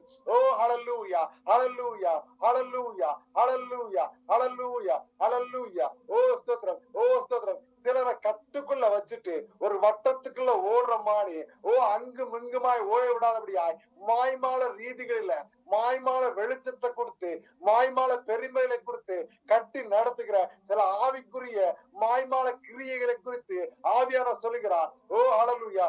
மாய்மால கிரியையில நீ சிக்கிறாரு, மாய்மால கிரியைகளை நீங்க சிக்கிறாங்க. ஓ அதாவது வசனம் ரொம்ப தெளிவா சொல்லுகிறது. கடைசி காலத்திலே கள்ள கிறிஸ்துக்களும் கள்ள போதகர்களும் எழும்பி கூடுமானால் தெரிந்து கொள்ளப்பட்டவர்களும் வஞ்சிக்கத்தக்கதாக அற்புத அடையாளங்களை செய்வாங்க. தேவ பிள்ளைகளே, உங்களை குறித்து வார்த்தை வருகிறது, உங்களை குறித்து வார்த்தை வருகிறது. அவர்கள் மாய்மாலமாய் பேசக்கூடியவர்கள். ஓ ஸ்தோத்திரம். அவர்கள் ஜால்ரா அடிக்கக்கூடியவங்க. அவங்க உங்களை சில வழிகளில் இருந்து பிரித்து கொண்டு போகணும்னு முயற்சி செய்யறாங்க.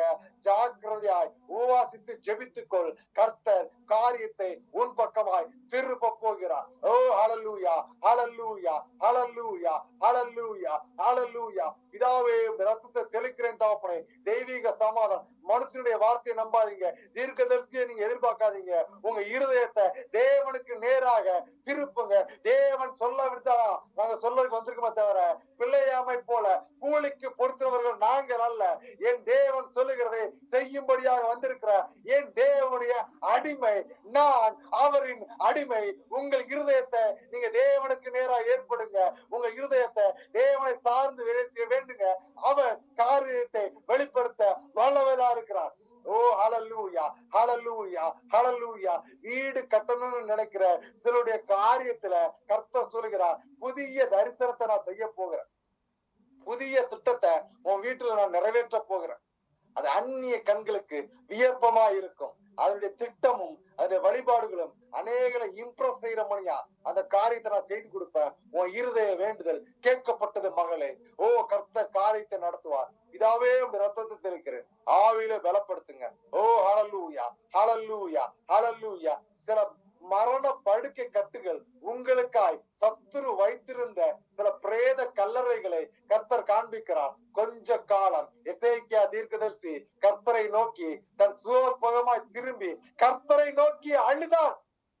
உன் ஜீவன் ரட்சித்துக் கொள்ள வேண்டும், உன் ஆயுள் பெருக வேண்டும். இனி கொஞ்ச நாள் உன் ஆலயத்துல கர்த்தருக்காய் ஓட வேண்டும் என்று நீங்கள் நினைப்பீர்களானால் உங்கள் முகங்களை சுவர்புறமாய் திருப்பி கர்த்தரை நோக்கி உன் அந்தரங்க கிரியைகளை ஒப்புவித்து அழுவாயானால் கர்த்தர் சொல்கிறார், உனக்காய் சத்துரு வயக்கப்பட்டிருந்த அந்த சவப்பட்டியை எடுத்து தூர போட்டுட்டு உன்னை நான் அங்கீகரித்து உன்னுடைய காரியத்துல உன்னை நான் மகிமைப்படுத்தும்படியாக உன்னை தேவ சந்நிதியில எடுக்கும்படியாக நான் என் கைகளை இறுக்குகிறேன். ஆயத்தமாய் என் பக்கமாய் திரும்பு.